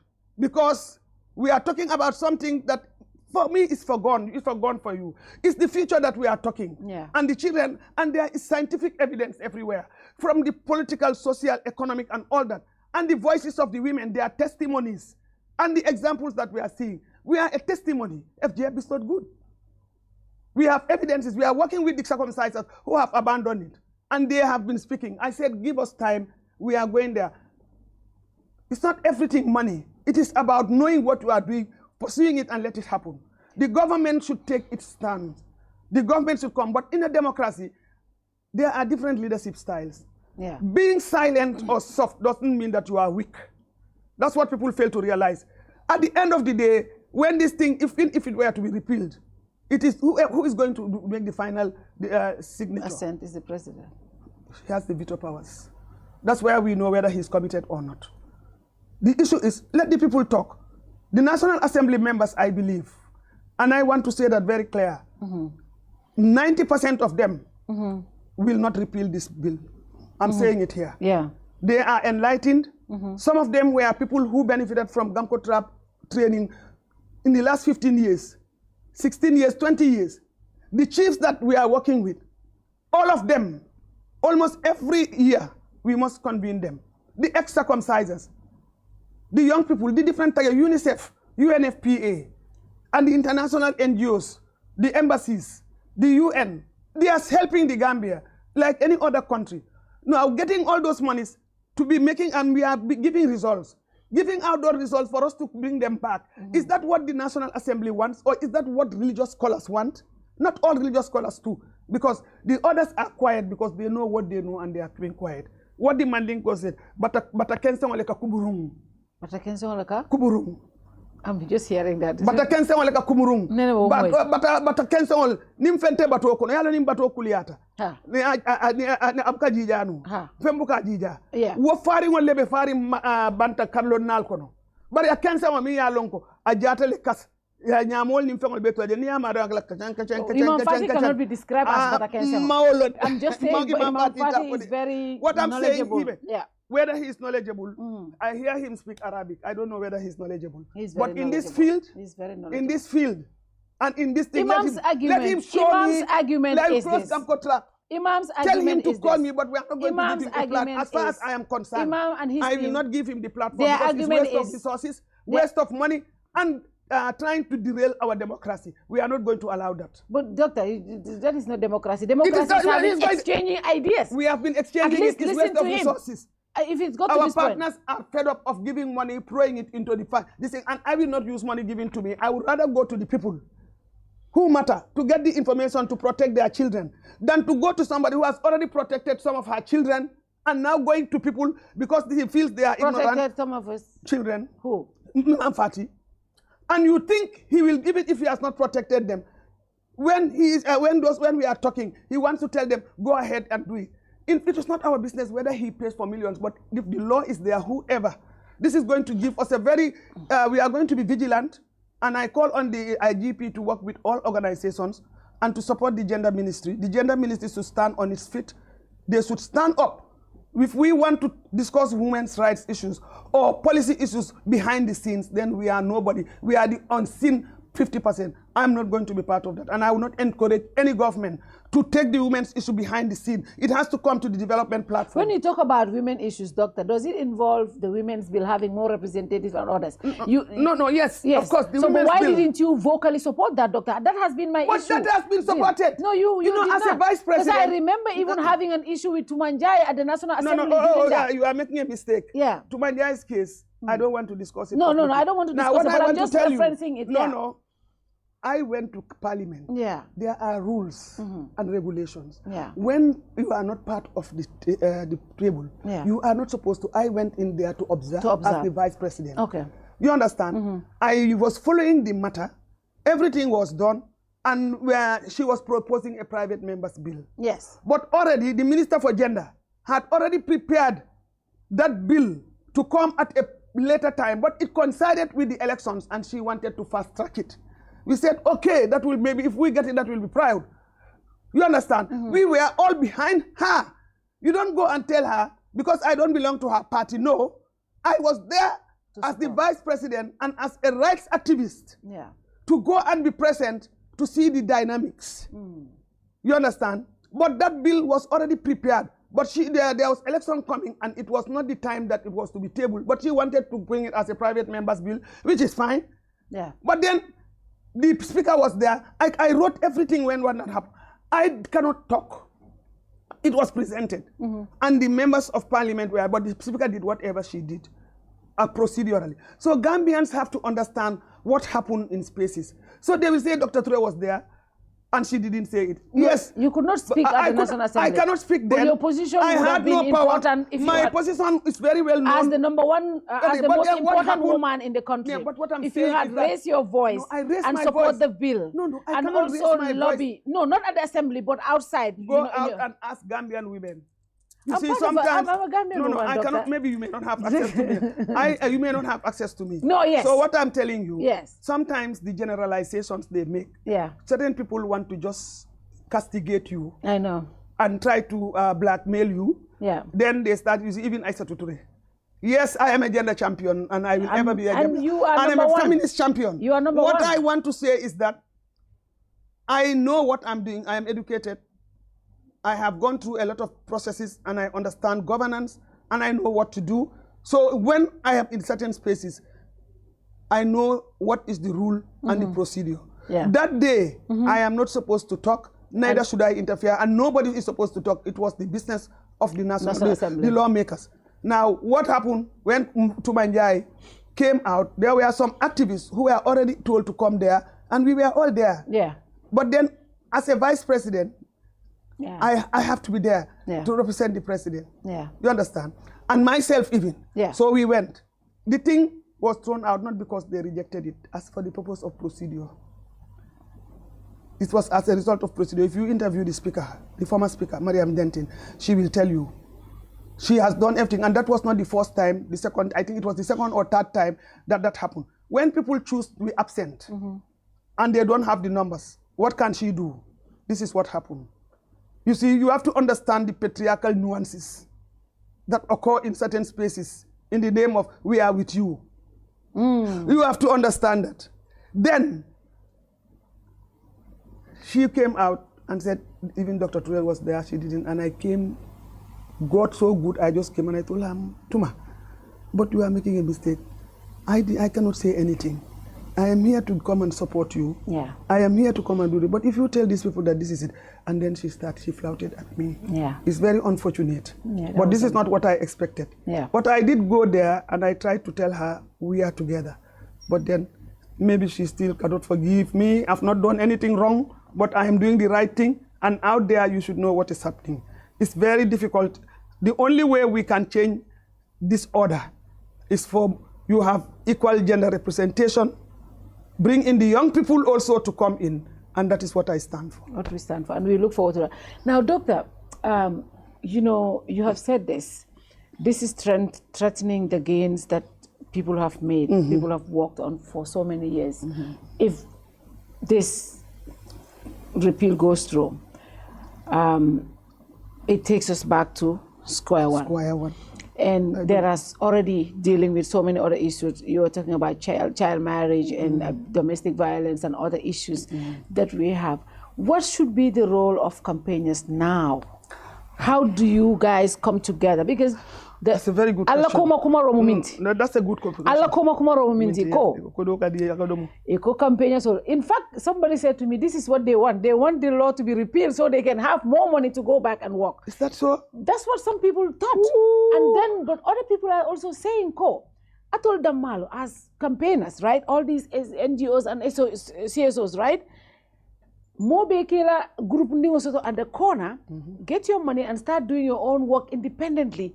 You don't come together. Because, yes, I can understand GAMCOTRAP as the leader, but when it comes to campaigns like this, to come together and form a uniform group, me alonko, you can, whatever you handle. Now, if you're saying attack, I will succeed. Yes. But now, okay, everybody is trying to get funds from the donors instead of concentrating on the major issue. And this is what a lot of people believe. Okay. How many of us would want to join the fight, but you don't even know how to, because you believe that people are just... Let me tell you one thing. I think you've raised a very fundamental issue, and that's a fact. Yeah. When there are too many actors, we were praying for too many actors. Let me tell you this. To create legitimacy for anything, a social norm, you need a lot of actors. Yeah. But there needs to be a proper orientation. There needs to be a proper planning. Yeah. And they can come, there must be a strategy that is going to be applied. Yeah. A strategy where at one time they will come and review and do these things. That's a fact. Yeah. That used to happen. It used to happen under the country program when we were there. And when I came back, I did not see that. Okay. And then I did an assessment of my organization, and I saw a lot of gaps and challenges. And that's what I am trying to do in order to work together and bring people together and see how we work as a strategy. Now, people and some people were into the campaign because they were passionate about the issue and they felt it's not happening. That is, you are instrumentally motivated, and we have to appreciate them, whether they can do or not. So it is our duty to bring them together and get the resources to see how we work together and move. Everybody moves on different, because no one organization can do it. When GAMCOTRAP was, we were there, we were galvanizing a lot of energy, a lot of business from different people and creating organizations. That's why I said we have created a critical mass of those that are engaged, and they have our certificates. We have mentored them. Some of them even worked with us, and from there they went with our information to do. Those ones may be doing well. But the new crops that are coming, there are so many intriguing things that happen, but we are dealing with it. We will deal with it. You understand? But because it is about women's rights, whatever you do, when they are resisting, they will use all sorts of things to undermine it. This is what I have seen. Now, this is a reminder, and it's a reason why I am really reflecting critically as to how to tackle certain things in place. But at the end of the day, the primary duty bearer is the government. It's the state. The state is the primary duty bearer and the government in place. And there is a dedicated ministry that is supposed to work with us. We are there to support them. They have, they should take a lead. Then they choose who they want to work with and work with them from civil society. And then we see how we build up that movement. You understand? That is the reason why under the UNICEF project right now, GAMCOTRAP is working with them in bringing the critical mass, working with the young people. Young people, the young generation in URR and other parts of the country, to enrich them, to empower them, because these are the ones who are going to have their kids now. And these are the ones who are supposed to be sensitive, to protect them and to encourage them to be people who will be enlightened. They cannot depend on people who they say to come and represent them are representing them wrongly, play on assuming that they are ignorant. But I am telling you this, they are not ignorant. They are those that we have reached. You understand? You will see the voices. And in the name of progress, women constitute 50% of the population. Whether people like it or not, they will be there. They play a critical role in the country's development. So it is time that everybody sees women in a positive end and not to try to push them down. Now, my advice to the women is, please, please, please, engage, go to school, read, write. Engage. If you cannot read or write, go to workshops and programs that will give you enlightenment. Have skills. And have skills. And let us come together. Let us see what we can do with men. The future is women. The future is women, I am telling you. That's true. With the global crisis going on and all these other things there, the future is women. When a child is crying, what yi? When a child is in stress, what yi? When a husband is in crisis, the wife. And all the other things that are going on. It's not about anything but the amount of misogyny that we are seeing in the Gambia and the way it is coming, we have men who care, who are helping us. A lot of men are there. But then a lot of these people who are now cropping up are introducing religious fundamentalisms. The state has to look at that very closely. If not, there is going to be crisis here. Crisis that will be surprising. It is coming out subtly, and one manifestation is this bill. Everything that enshrines the sexual and reproductive rights of women, they are misinterpreting some of the human rights activists. When you talk about the rights-based approach, it has principles, and we have to go by that. But they don't understand. So that's why I said there is ignorance, serious ignorance. It is the intellectuals, the educated people, and those who are exposed and enlightened. You don't have to go to school, Western education, but you can be enlightened in many ways. Go to the communities and so on. But keeping silent just to not to let the women be aware is no answer. It will not take us anywhere because people are out there. We will go out. Just like everybody is planning to go out, we will go out. We must appreciate the efforts the government is doing also. It will have the institutions in place. It will make some resources available. But it is the responsibility of all of us to be contributing, whether you are in this government or outside the government, especially those political parties who are governments in waiting. You never know. Yeah. So as a government in waiting, it's important we know if you position. are sitting down, saying that let us watch what will happen to undermine the current situation. But if government is not saying anything, why do you expect politicians to say anything? But then why are they then talking about the fact that they are also the government that is in place? Let's start. The government is not saying anything, but they should take this stand.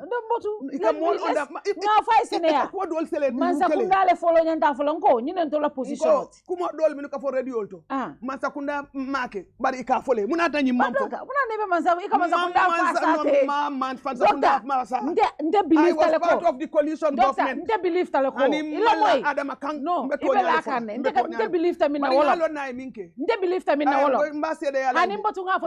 Nte believe tamina. President Barrow is the leader of the National People's Party. He's the president and chief executive of the Gambia. Nim President Barrow lota ko, I support this law. He said so. Amafo. I have fully. Aminto. The evidence is there. I don't have any evidence. Ale. Afo. Immediately I swear in. During that period. Doctor, me billa. Ikolua ilafta billa me billa. Yalo minke. No. Doctor, yalo as a campaigner. No, it's not a campaigner. I'm now talking from the basis of principles. Killing. Yake mansati. Afinti tanang. Ako. Ninya ka lua mimbeloring. Mba koma le bimba koma le sama. Adung ate burukala. Ayo fole. Ako. Aliko doku kom. 2016. 2016, yes. Habari. That is the first statement. Molka accountability. Okay. I offer killing. Fulajang. Ala Masaya Konole, a dedicated ministry. Atala Masaya Kono. Dedicated ministry of gender, children, and social welfare. That's a big portfolio. Yeah. I budget OBJ, first year at pharmacy. I'm just giving you. But you position for women's bill to a for Ninto. It's only women's bill. Deda. Ntol me takalam tanga tumanjay takalam. Hani along hani bemina. Tumanjay be diamu political lan tol man ta diamu political. I'm not talking about politics. No, you know nal man tra political. Alba fulala Tumanjay was trying to hijack that bill which was prepared. No. That's a private member's bill. Nal lafta no al man tra political when you are in government. No. It was her bill. Nal man tra political. No.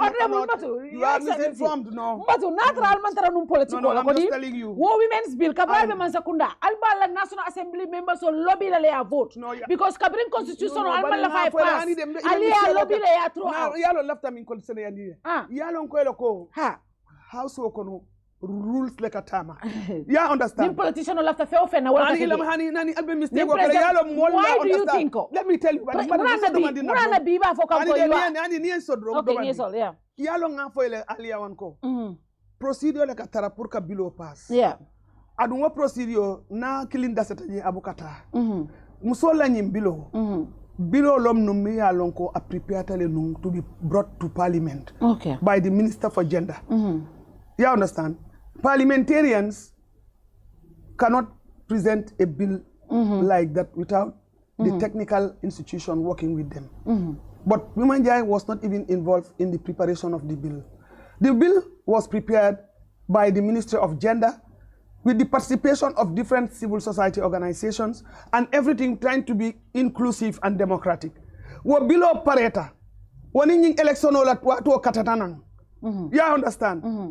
Tumako abe private members bill lekela. That's fine. Because yalo musol laku. You have to use different strategies. Yeah. But I have all right, that's fine. You understand? Sanying wo below tata. Ya bondi imata for the sake of numbers. Ila mo inga foi. Numbers. Na tarako 30% le nyanta taraji. They made sure that only 10% with atata ji abitale ba. Atata. Mbenga example le bila. Atata. Aketa kote nka atata. Then watu wa mina iba natila. Nte bijele. Biba natila the other time. Yeah. Tumaye mall mobilize. Ntol fananga mall mobilize. Activists nyol nyininka. Biri bita ngaf niminu diamuta. Nte buka nkami foi.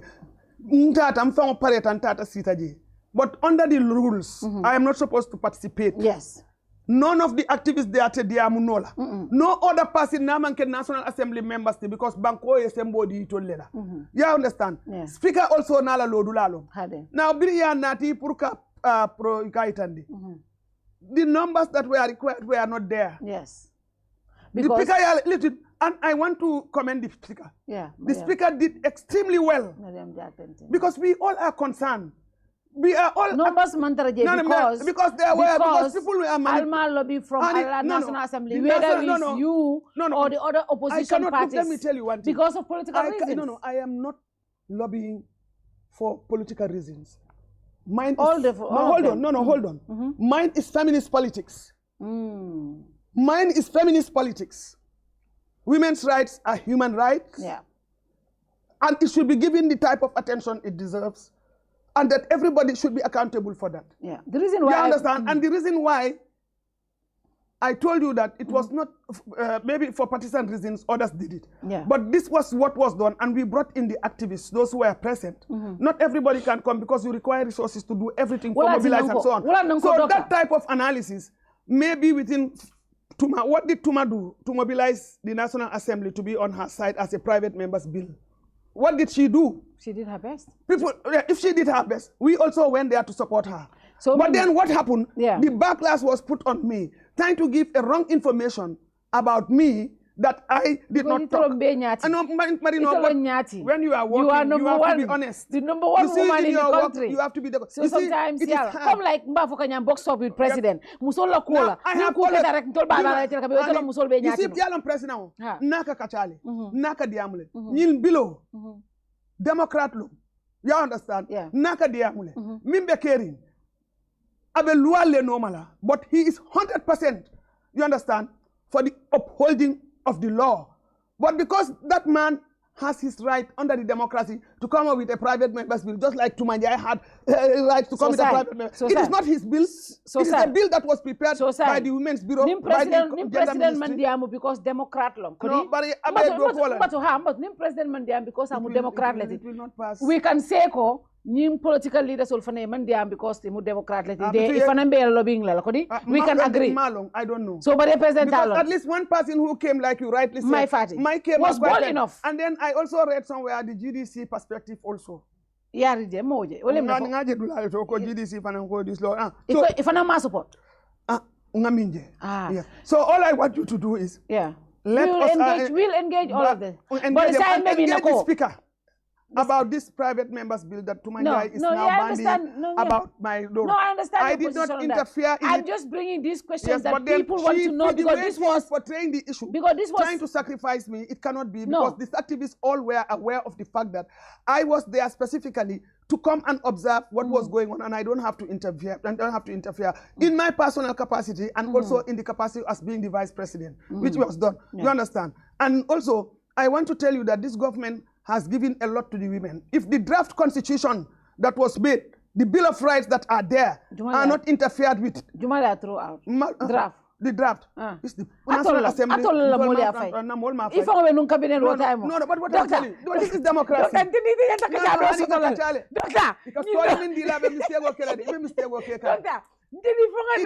It came to cabinet. And when what was your cabinet position? No. Cabinet. The president said, let it go to National Assembly. He never interfered.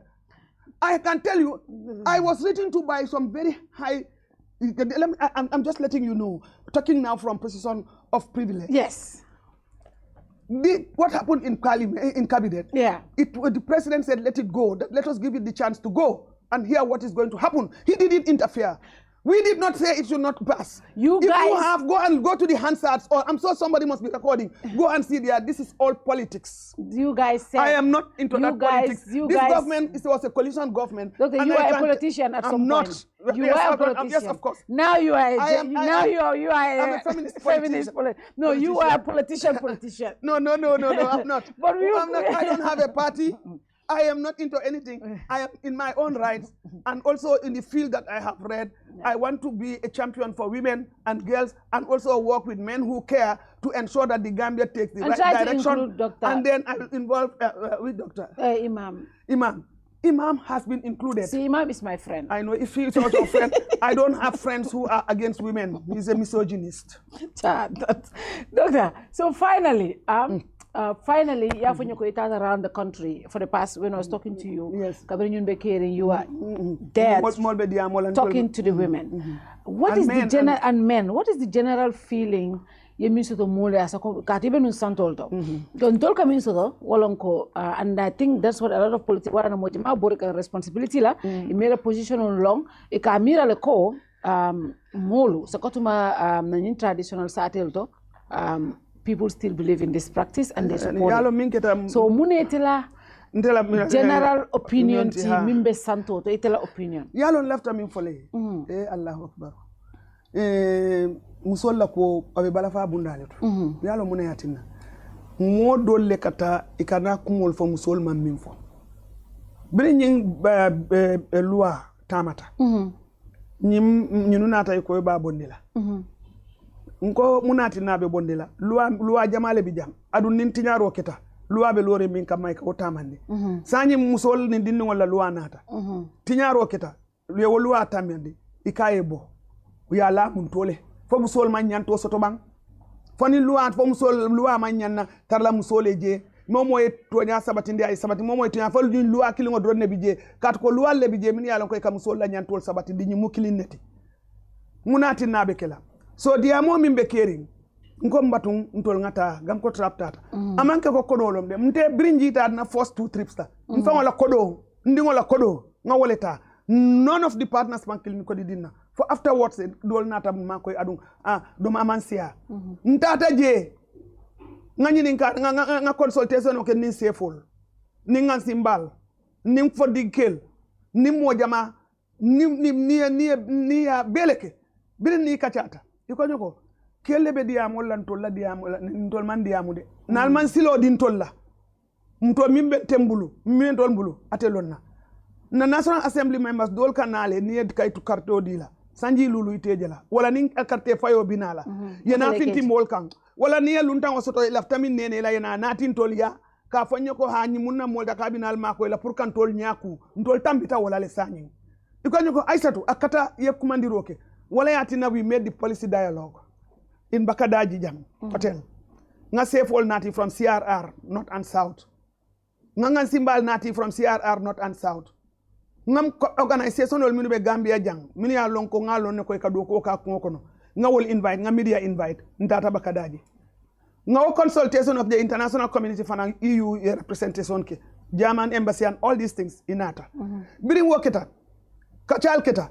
Walla voice Dr. Ja wolum president ko kanyi what is the effects of FGM Dr. Jabi jelenu nga lawyer Lamin Boj nati ma Imam Baba libi jele because fanam ma fansun scholarly you understand then nga Child Protection Alliance nati nga nyi min ya lon ko to lebe lori musol ni din nyantol ko be GAMCOTRAP bije as the facilitator nga o kacha ke nga consultation okay nga call beke consensus binketa mbe ko kile nane maybe isa use no as a program mbe copy kile nane so that you use it out and see which is use no le ya bondi banta pour kacha you understand generally sefol ñu be sefol le kodo sefol yela district ñol le soto ya alqualol soto mol le ba kono ni National Assembly each of them is representing a district or a constituency so they are representing the population well ila population o e mimfo ning ala kiti tala mbana tile yele.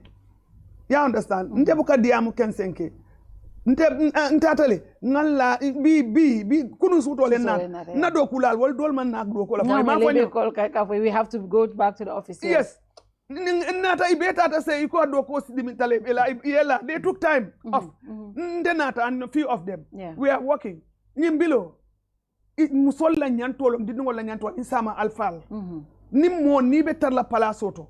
Wala yedula di la pour responsibility ta. Iba mutalale anyama. Kana mo abuse de. Bari na tata kuntuta man tafu inyanta simfal minutala. Inyanta talale. You understand? So ni aje ikafoko mbelari Adama Barrow malla kan. You know what? Mbi jele nu. Anu nga indicators nyol jele ay minuke. Minister of Gender, Social Welfare and Women's mo bi jele. You understand? Then you have other ministries mini alonko mbe en gender kan. There is a strategic plan. There is a lot of strategy document going on. Adung akobe kacha kan. So what next? State ya takele. But then minu nyanta simfal tala kuoko do purkalo. That's where maybe the weakness lies. And that one is being addressed. But left ko indila ko Adama Barrow. Birin tata je mfano tata je le personally. Jalenga na letter o safe ka samba ka. Birin nyimbilo la ko mata. Birin nyimbilo wala mda ko mata. You understand? I assurance dilal. I assurance dinale. Adung akonyelo ko I ta parliament nga jube abekela nyaadile. But this law is here to stay. Banta uta banta. Is here to stay. Adum minka da fa. Mimbe kering. Ntata jana ntata national ni sefo le mitungo ke fara fenye. CRR sefol, North and South. And in North Bank region. Because project ko mimuk yamin dina CLFI, Canadian Local Initiative Fund. Yakodo mindina. Yako for for CRR and in North Bank. Ngol be natale. Sefol minuma na representation o kinang. Albe la voice mo ilale. Anila musol. Anim klinka mol minunata. Mbota jen tata CRR. CRR wasu. Miti wakeda jele nga musu nyaton call anin dinungol 12 years to 25 years. Ani musu kebal. Nye nati. Ngela moila. Yajele. Ningan simbal fanan kachata. Ning community based facilitators nyol kasara. GAMCOTRAP yala structures bele lo. So alingam pare. Ning yinom attitude ni koy ba politicize la mbe ba politicize le ngaju ba be kala nyami uta kam to ko woto hani manya na panic la bayri president assurance di la bari fana imam panic ijigita ko ate luwate bo hani president assurance din tela ay mol ma mimbe kerinte lefta mi wala fole fon hanna man assurance ni mimbe kerinte sani you understand ate pass la luwani de pass katu ko national assembly members mi bije wol fanan lefta Cairo la idingol le ibaliye idomali adi minu bina wulula sirinja yo foloko itola ko skunu ngaje newspaper to ko they will make sure because they have the majority ko iba make sure you to iba throw out so abanta bitum kumo banta hanninde ma wo fo nyim fo e bawo wo fota abanta so until after me for la drone hanna man kep nyinti musola isu inkana politicize musola isu manya na politicize la musol mu 50% of the population neti fengo fembe kela ika musol da kafuje bari ibuka sembo dila ni e use ye nyorindi then ningwati sita ye namuruna nde Isatou Touray but doctor this is the thing yekuma fojang this was supposed to be my last question 50% of the population we are the bigger chunk ntolle siat bake fam b ikabri ila diam follow te ko gambe mon pare musul leadership la we sadde neja en sadde munat na gambe ma nyana pare la wala katu ko matunga pare ntolle siat nin tolla fa mesi wala basila na nyama anyama kai nyama nin tolla fa min na mesi b is sad ko national assembly ma enough musol soto musol kunu musol buka lo election b musu jamaale lo ta election la ngaje ka boy ngaje fanan musol nyanda tar la position min to weda council lo ba national assembly lo ba mayo kille be mbulja muso positions of power mi alon ko mol carte fayde musol buka gagné ka kade ko tol fo wala mun fo jawo Unagenta kela kaje ko musoli ya lonko mafo we have men there are men mi ya lonko ben support come back mi ya lonko ka musu wolu musola hajo dron wala la musola nyato ta dron wol ko la fenke bari sometimes experience matters ni be musola ni be konoma ya fula ibe decision o make about kono ibe decision o make about musola balo it is important musol do etaraje wala na hanin FGM ko ko ndeka foko it's important campaigners to use survivors, people that have been circumcised, to be one of the lead campaigners, niba campaign killer. And it should not just be people mini problem soto bari minu fana ye positive impact exactly because model tata nyaka to le bari kuman kela bari model jata jele mi ala ko problem soto so both of these should be used as examples ni be campaign kela that way mol ba fala oh they being honest inside not bari ni aje akumata kamusol soto in positions you know pour ise lono ya fa ante fango nyine ketana no bari mbe ku carton munati na koleata atolo nyato ko na koleata kamusol nati together can you empower. It's very interesting ni ko nyato ko yalong ndenga choice le me political choice yes development choice nganna kaytol be sotla ni lafta katasi air condition office to kan jo more than $20,000 yeah mba soto no lale yeah kabini chuk 25 years ago yeah bari ngalondo min soto ngakarango min soto umbani faman karang bari ya kata fonte karanta biri ngamba nin ko be munekela na banko yeah ko mi yalon ko abondo be koleyala amantara lorin tonya kan abe musol ni dindingol mantorala biri ntenga kisikisroje ngaje nyineto nyaka futu duño musol la karambalia anin ike tilimbalial min kela so nganna karango be tiling woleto pour ka understand so nata murun nang nganya tiling wodo ko lela hani nga gender unit been create in that wala atina nga law pour ka gender relations ñol jube and so on so nyaton kaya akwo kono because nga do ko leke ngam na time bulaje mbake kan adum fana na do ko fana ko ngan kono to dia ngam mo jamale makoy akono pour fana ifana yello no ifaye mbe minna ya dunga kono ngan kanol fanundi mini ya lonko iman sembo soto comme na mol minu be santoto mol mini ya lonko sembe tela ani musol mini ya lonko iman angale kan karan bari be wo bunda to ani tol minu be mi an ko karanda nga kata nga musola nyanto sabatindi nga kacha fo mo be nyaay yele pour ñin kol mi be tamaka ay bo wo mun nar nga choice leta so mo dol fana yo choice leta dol ma wo choice ta so wo pour ka continue ka ke mo tente bondino la je wala yatinna hanni ni mo be do ko la ni kata be la politico dawo dala ni musola ko man correct je buka jam faji ya understand bari be musol empower la killing fulanjang to nyalo ntolom 51% of the population or even more but in nataje ko nyim palasol mo masoto yalong structural inequalities akole yalong kulo mi yalong kameta kelle be loring ya fodino to ko musoma nyana tambila musoma nyana kela na adol kono fanan ado fanay ku jamal soto wala nan to lakka fomu ada kafoti The Gambia Committee on Traditional Practices Affecting the Health of Women and Children, dealing with sexual and reproductive health rights. Wole ati na ninga je kisi nga jube. Nyimbalong ya baya be. Niko muso bekeri. Niye muso sambanyata komune kalawo kam. Iko na kulurinya. Ike kulunya dile. Muso manya na kinyinkela inyanta nyinekela. Ninyi late kan inyanta nyinekela. Imanya na nyinkela. Imanya na nyinga. Kende mal fanan ka katale. Bar niya jube. Kol mini ya lonko abe musol la nyanto jindila abe musol la miral nya falindila adun hanni tol fango sita ite lale fangol la ya understand wolle ka promote so tol ta nka mol nyaayele ndi minna ko musoni nkebe kanyantale ni opportunity sita abe di la katu be kongole soto ale hakilo di bella adun wa hakili maya ni be topato la itele e wulu kade fi samante yandi pour nyin kama mimbe na fala sama imalong adun ila nyanto lo fara pour ye topato. Number 2, what political leadership positions? You understand? Ni mojama ya miral ko musote keno la president. Mojama ya wole mirari. Mojama fana ya miral ko musote tambino la palaso dolto. Wo karango lebe wole bola. Karango lebe wole bola katu dunia kono ngajele.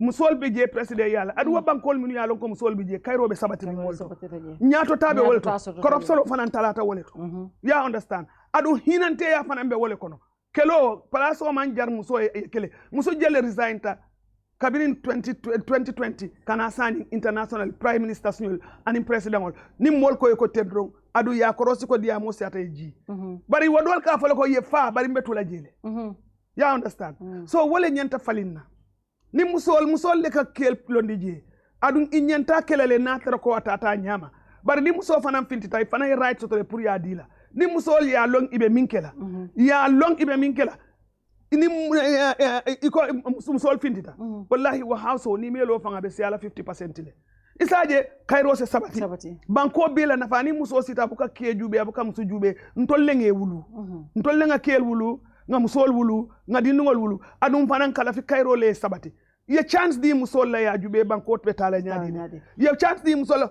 even in ministries musol be daming ni akorosi progress be woleto ya jile dunia be ya lonne pala sol min yal itebe sirinya ngelon wato mina se eto mo sungutu malum fo sanyi imamo nga fo ko he alhamdulillah rabbil alamin there is progress munatina ike munyale am soko ibuka kodo be soto adu musol fana ni lafta ko min kila like ntolla ka fo le force fintita ka musola effective participation in politics for nga local government program okay musuta muwangi lota musuta ni lulo be ya ganye in the councils that was in 2013 I think yajele wo report obije pari kodo buka soto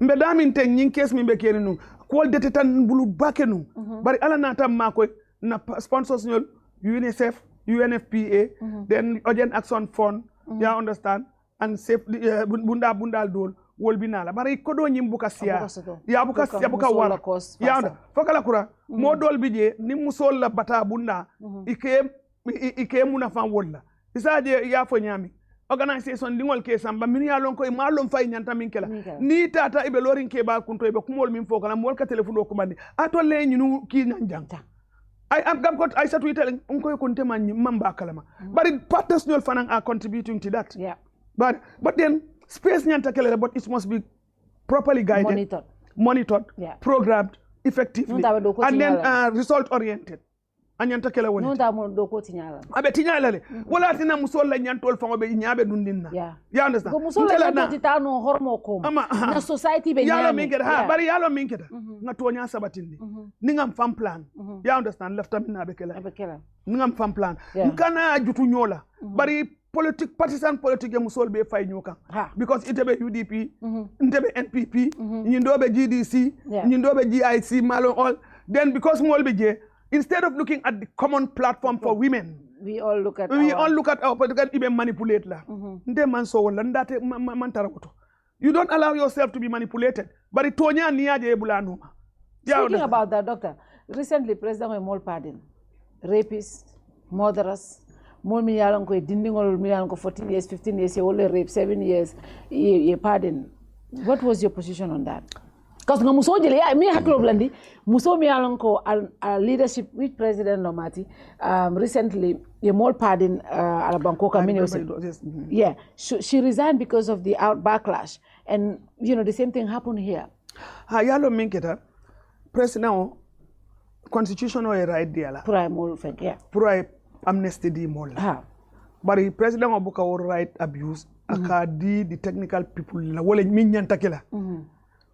Assessment in the prison, the nature of the case, Jube. They look at what was the outcome of the law, the case, and the nature of the crime. Understand? Then based on that, advice. Because criteria le katama. Niwa criteria natara ko wole tamata. Based on that, advice. Maybe at a endorse, but he doesn't know Malo what happened. So that's why I'm not talking. I'm trying to find out. Mamira. No, doctor, there's no justification for that. No, just hold on. I'm coming. To free people hold on. No, 14 years, no, hold on. Kids. No, wait. I'm coming. You have asked me a question. Okay. I'm showing you the procedure. Yalo muna nankala fi purka time ka explain. In our Gambian democracy, people don't understand rules and regulations. Doctor, we understand this. No, not all. That's why I'm focusing. Okay. From the beginning, the president has a right for amnesty, but the lowering procedures and principles based on this thing, and he should be rightly guided. And example odila left tele molia lonko am wuli wonyama don kam wolbula. Yes, there's a committee. Whether the committee is the committee that vets.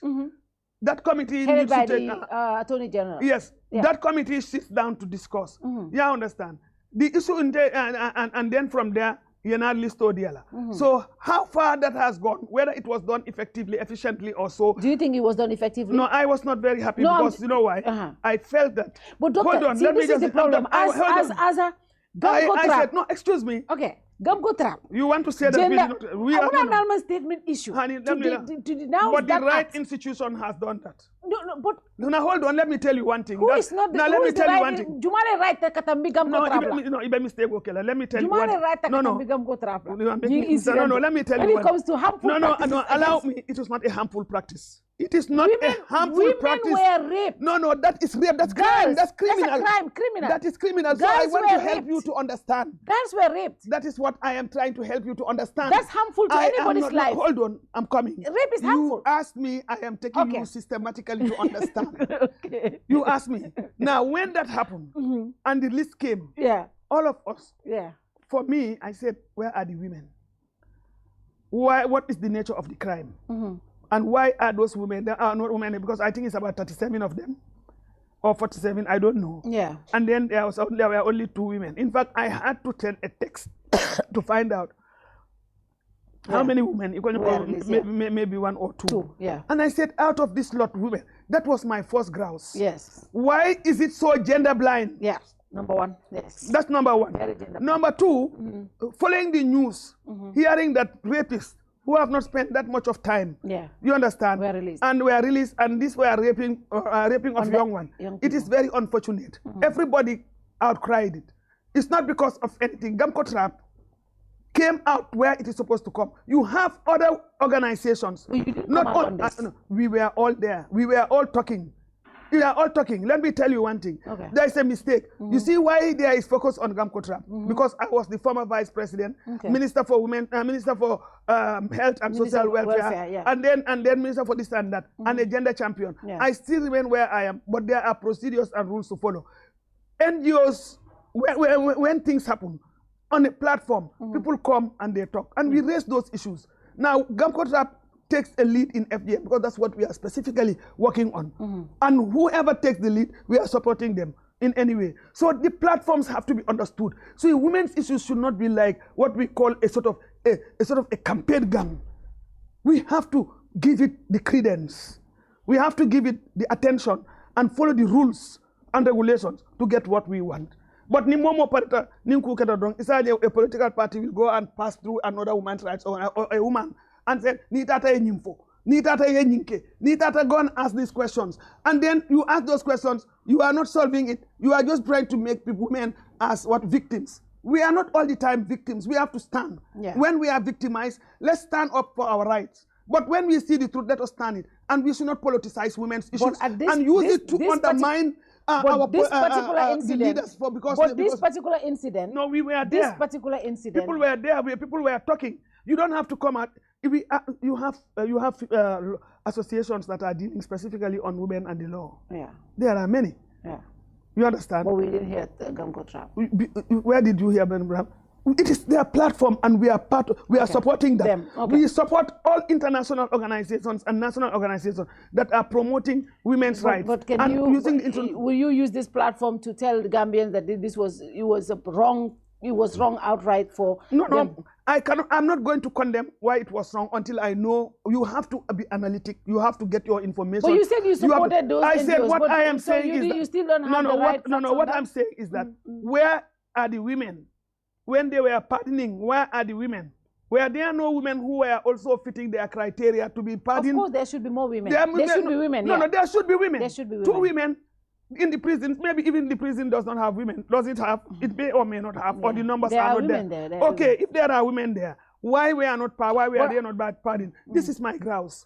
You understand? But it must not be seen as the fact that because this has happened, all the women's rights organizations they should talk. But let us talk and talk with evidence and get enough information to talk. And then we can write. The Human Rights Commission wrote. But what evidence? We wrote. Doctor, but what evidence people do you are writing. Need? Even the Human Rights Commission came out and said this. Thank you. Yes. All other NGOs were supporting. Let me tell you one thing, Doctor. GAMCOTRAP supported. Doctor, I am not going to be sacrificed for the sake of to say that because she's the champion. Mambala Wala. Na champion Bekelaminti based on foundations that undermine gender equality, women's empowerment, and abuse of women's human rights. You don't think this is an abuse? You don't think a woman that was violated? It is miscarriage of justice. A woman that was violated. Of course, yes. Rape and cannot be accepted. Rape. Samba court. You're married free. without Nimala consent. What are you trying to do? That is what you are saying. What are you trying to do to the larger communities? You think that girl in Sarajevo near rape? Because I alone know rape near some prison. The women who are responsible, the organization, not only women's rights organization. Look, it is human rights abuse. It is human rights abuse. And GAMCOTRAP will not even condone that. Yes. You understand? And I think it should be put on record. Why shouldn't you want to say I didn't put it on record? I didn't hear it. I just want to okay, you are a journalist. You are looking at portions where you want to see GAMCOTRAP. I want you to say it now. I am not. A lot of people are watching now. Gap. They want to know what your position on that. My position is, where is the gender dimensions of this pardoning? What about the rape? I want to tell you, rape is not accepted by any institution. The president pardoning rapists. That's what I'm saying. What I'm saying is that rape must not be accepted. Rape must not be recognized, and rape is violation of women's rights. What about the president? Let me tell you, I am not going to accuse the president because you are putting it into my mouth. No. We are going to follow the president and follow the procedures and call him to accountability. That's what I'm saying. You see, there is no politics in this. It's about development. No, I am not a politician. I'm not a politician, but I believe genuinely that I believe in feminist politics. Yeah, I'm not. But then you have to take a stand. I'm telling you this: feminist politics. Call yourself a feminist politics. I'm a feminist. Thank you very much. I'm happy that you see there is another feminist here. Finally, Doctor, Munira message on the 18th second reading. You are optimistic. Most of the National Assembly members will not do that, but I know you are not the only one lobbying. The other people are also lobbying. Indeed. Munela final message to first the lawmakers and of course the religious leaders who are also championing this cause, and then finally to the Gambian women. What is your? Thank you very much. I think this is the most beautiful question. The first question you said is to the National Assembly members. I think the National Assembly members are there for the public. And for the country, after partisan politics, and they've won, they should remove the partisan hat, put it aside, and now look at what is in the best interest of the Gambia and the country. To move the Gambia from A to B to C to D, or from 1, 2, 3, 4, 5, progressively, for the Gambia to develop. Because whatever law comes there, it is subject to rigorous scrutiny. It is based on evidence, and it is based on analysis. And this law did not come. It is one of the longest and the laws that have taken such a long time to be enacted. And a lot of advocacy work was done, and some of them have benefited. Some of them grew up seeing the debate until they became who they are. Some even benefited from our work to use it to get there. Now, when they get there, they should look at the best interests of the population. They should look at the best interests of the country and make sure they put those laws that will protect and safeguard the rights and the development of the nation, particularly those vulnerable groups and the groups that, cannot make decisions on their behalf. That is what I want to tell them. And irrespective of this bill alone, but any other bill that comes should not be based on an individual interest, but it should be based on the collective interest that is going to help people. Number one. Number two, with regards to the next one. So Honorable Maifati just said he wants to be on my platform. I think he wants to also address, this. Okay, that's good. So what is happening right now? And then the next one is that apart from the National Assembly, you talked about the, which other target? I said the National Assembly, the religious leaders. The religious leaders. Yes. You see. Because we are in this together. They are stakeholders. Yes, indeed. Very important. Very important. And I want to thank those religious scholars over the years who have been very astute, very honest, and have shared their good knowledge and understanding of the Quran and of religious interpretations that will advance humanity. There are many, there are more than the other ones. There are many out there who are silent heroes, working with GAMCOTRAP and other women's rights organizations, working with development partners, working with the sectors in the country in order to advance progressive work from humanity, for the Ummah. I want to thank them. but I want to tell them to continue, because it is the light that they shed on the population who don't have the privilege to be able to understand the Quran. It is through them that people will know their Lord Almighty. It is through them they will do positive development, and they will manage their families and everything that is going on. They should continue. In the fight against female genital mutilation, a lot of things has been associated to Islam, and I believe it's blasphemy. I would want them to continue to enlighten and to do more research, continue to enlighten their whether publicly or behind the scenes. For those who you know are standing on firm footing, misinterpreting the Quran or not understanding the Quran, they are human beings. I urge them to go and read. Read in the name of thy Lord who created you, who knows what you know not. That was Iqra Bismi Rabbika, Akhlal Lazi, etc. That was a call. Now that call is very important for them to go back. Let them read the Quran. Let them read the authentic hadith. Let them study the science of hadith. Let them research and give themselves to the Lord Almighty. We all make mistakes, because all those religious leaders who are now giving the right information were of the opinion that it was Islam. But then when they went to do their research, they did a lot of work. They came back and said, Imam Babali, Isatou, you others, you are right. This is tradition. This is tradition. We would like to come and join you, or we will do our own advocacy in our own families, and people will come and ask us, we'll tell them. That is how change came. Let them join the crusade and be humble.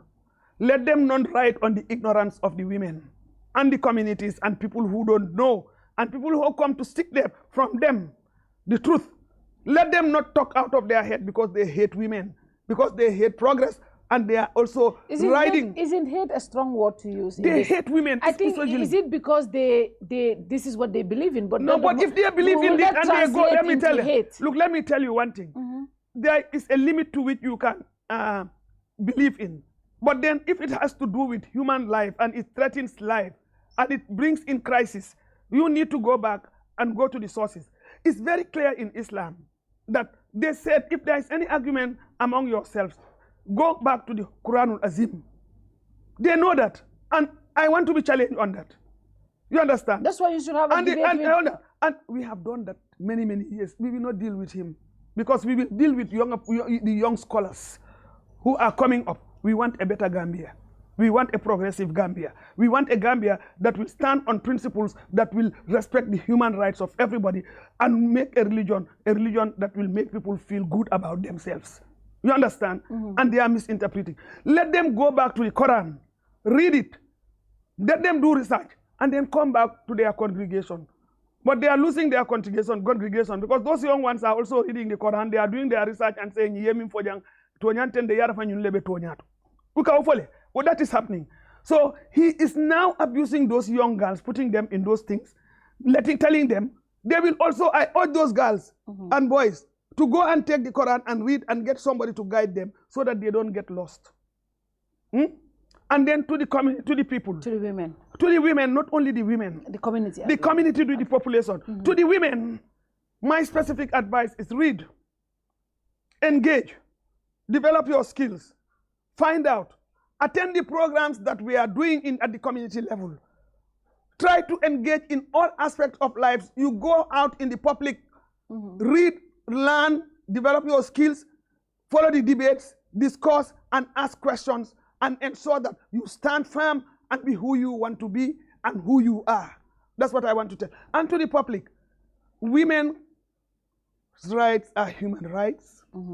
Women are part of the country. They constitute 51% of the population. They are your wives, they are your sisters, they are your mothers, they are your friends, and they are Allah's creation. They have equal rights and must be respected. Must not be seen as sexual tools, must not be abused, and must not be played. And women and the population, I want to tell you, when women come out, make sure that both men and women are given the equal opportunities for us to move this country forward. The Gambia needs to move. We have to build on this peaceful coexistence that we have. We need to consolidate the gains. We need to make progress. We need to allow things to thrive. The whole world is in crisis, and we cannot afford to be in crisis. We have started building our roads. We have started building our offices. We have started building, strengthening democracy, building the freedom of speech, and also encouraging to come in. Let us choose the right path. Let us do the right thing, and let us engage, read, and choose the right people to move and manage this country. This is what we need to do, and I am telling you, we must not be parted or we must not be fighting because of our different political persuasions. Yes. Yeah. We all have a right to be. That's what democracy is all about. But when it comes to issues of engagement, look at the right people, choose them, look at the right institutions, engage them, provide the support. Let's work together and allow. But let me tell you one thing. If we believe that the state or the government can give us everything, we are fooling ourselves. The government has its limits. We have to do whatever we can and be engaged and to call it to accountability where there are gaps in order to move forward. It doesn't destroy our relationships, but we need to safeguard this peace to move this country forward. The young people are my concern. The young people and women, young women. Why? Because they are constituting more than 65% of the population. And we are going to look for those ones to take leadership sooner or later. It is important to have strong institutions. We need to plan ourselves to ensure we start looking at how we do that to achieve a better Gambia.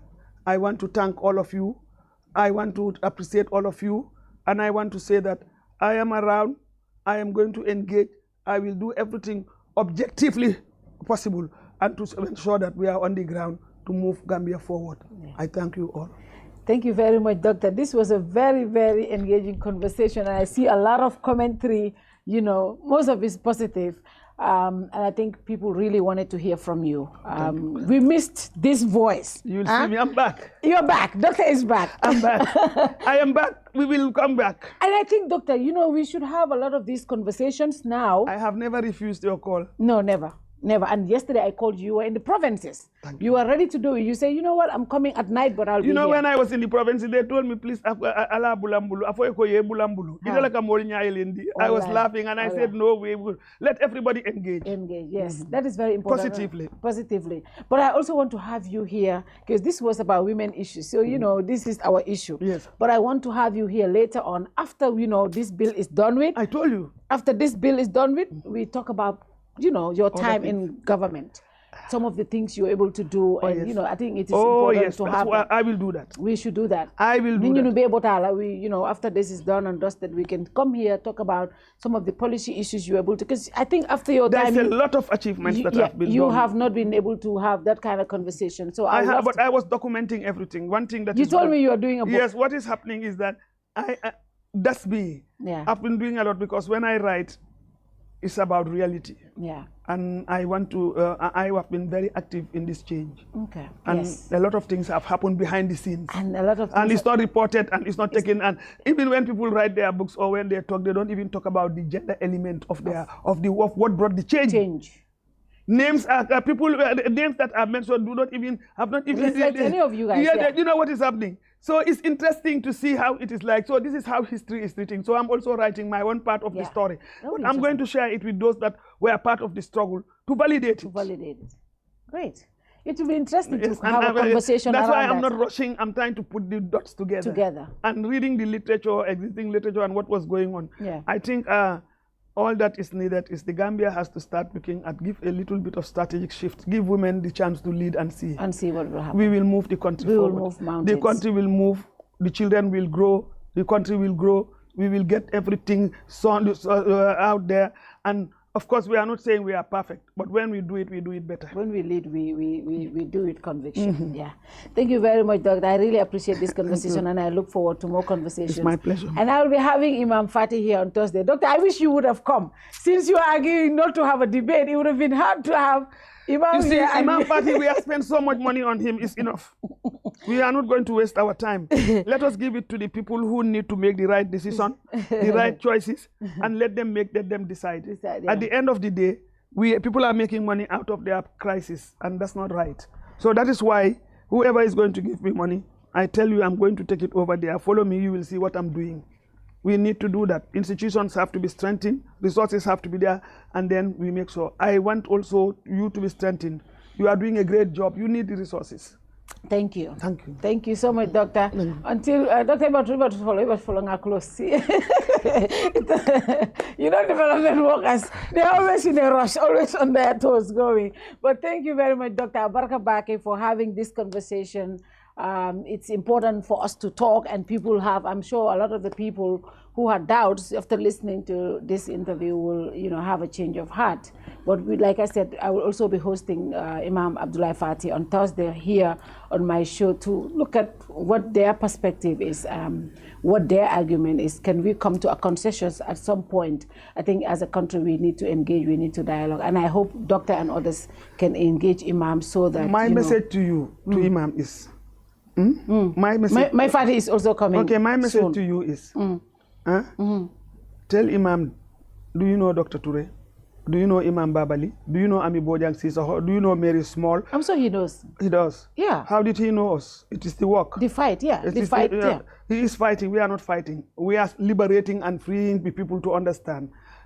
You have been fighting to end FGM. That's what I'm saying. We have been doing everything, and he has always been negative. And you know the interesting thing about it is, when the law was being announced, he was sitting next door to President Jammeh. Number two, also, the women leaders who were there, you can invite them, they will talk. If you want, I can bring them up country. So, don't waste your time on somebody who doesn't want to see women succeed. Don't bother yourself. I'm telling you this. We have been fighting with him for him to understand. He has the Quran. Let him show me. I will close my Quran debate ke.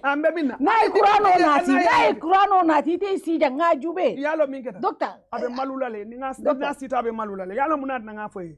Mantara doko ke kan kensenke. Nga doko ke le nga research leke. Londo le nyanta bankola doko sambala. Ali nga tuwa nyafo nyue.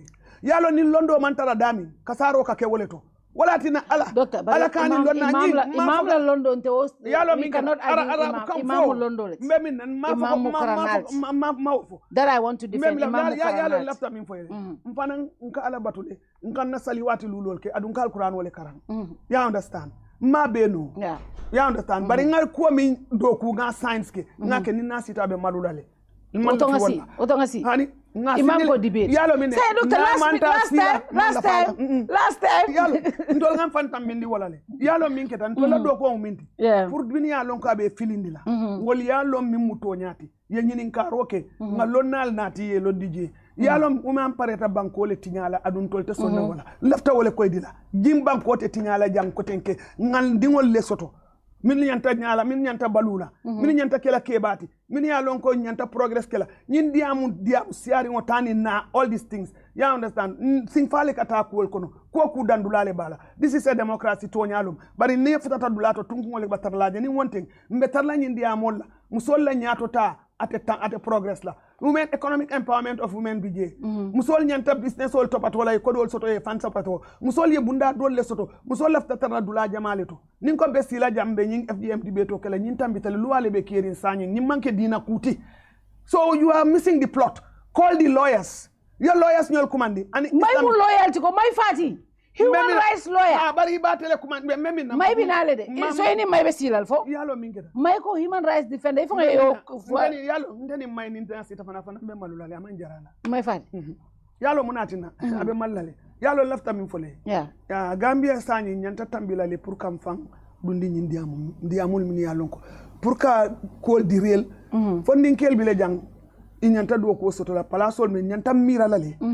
Mbe do ko create la jaadile mbe bundal yele la nyaadile pour musol nin kel dindigol funding kel ya wuli ni wulta isi afokom bita mbe fen soto la nganati na wululale wala ngam fang self actualize ni mbe do kono jube kol minube keri man sakunda ta be nola so momo ni sim fami no inyanta wole tamandila ni man woke mbe muruna koma adun duniya be falin kadde Gambia te tulano koma lafta wole fola. Thank you very much, Doctor. Thank you, Abaraka Baki. Inshallah, Thursday I'll host Imam Fati here at 5:30, and we'll talk about this. Obviously, I'll also host Honorable Mai Fati very soon. get the right people. And can you get me some other women? If you tell me, I'll get you. I'll put a line for you for 1/4 of the year, for the half of the year. Please do that. I'll appreciate that. Get me in touch with me. I'll call you. Thank you very much, Doc. Thank you very much. Until we come your way. Amin Allah. Amin. If I find any chance of anywhere that Gamco transport, I will come. Thank you so much, Doc. Thank you. We appreciate it. I'll call you. Abaraka Bake. Abaraka Bake. And that is Dr. Isatou Touray, and you know, what a show. But yes, I will be hosting Imam Fati on Thursday on my show. Also, we'll host my Fati. I'm sure he has a lot to say about this and some other issues. Thank you very much. Until I come your way Thursday, bye-bye to you all. See you Thursday. Bye-bye.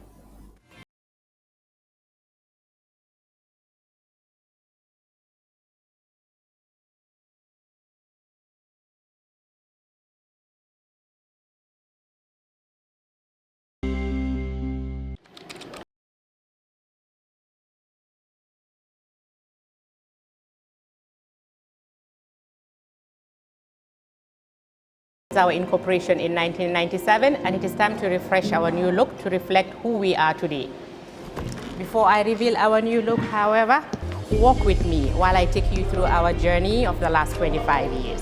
Trust Bank was incorporated on July 3rd, 1997 and began operations on October 1st, 1997. Following the collapse of the parent company of its predecessor, Meridian, the CBG stepped in and recapitalized the bank and held the shares in trust. Thus the name Trust Bank. In 1999, the first investors who responded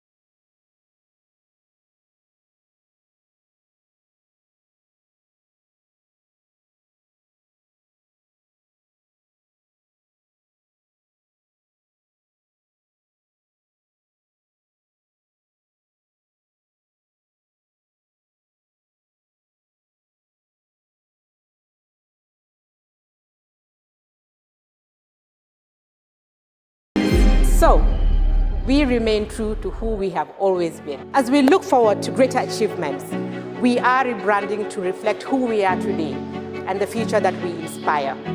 Our new logo has been designed to visually demonstrate our Gambian heritage and the sophisticated nature of the bank. We are moving away from the navy and gold-colored parallelogram-shaped logo to our baobab tree with a rising sun in the background. The striking outline of a baobab tree at sunrise is a familiar sight to anyone who has spent time in the Gambia. Our new logo and visual identity are inspired by our core values and spirit of being a pioneer in providing a unique banking experience. It is a completely new look that better matches the transformation we have made as a company. But we remain your trust bank.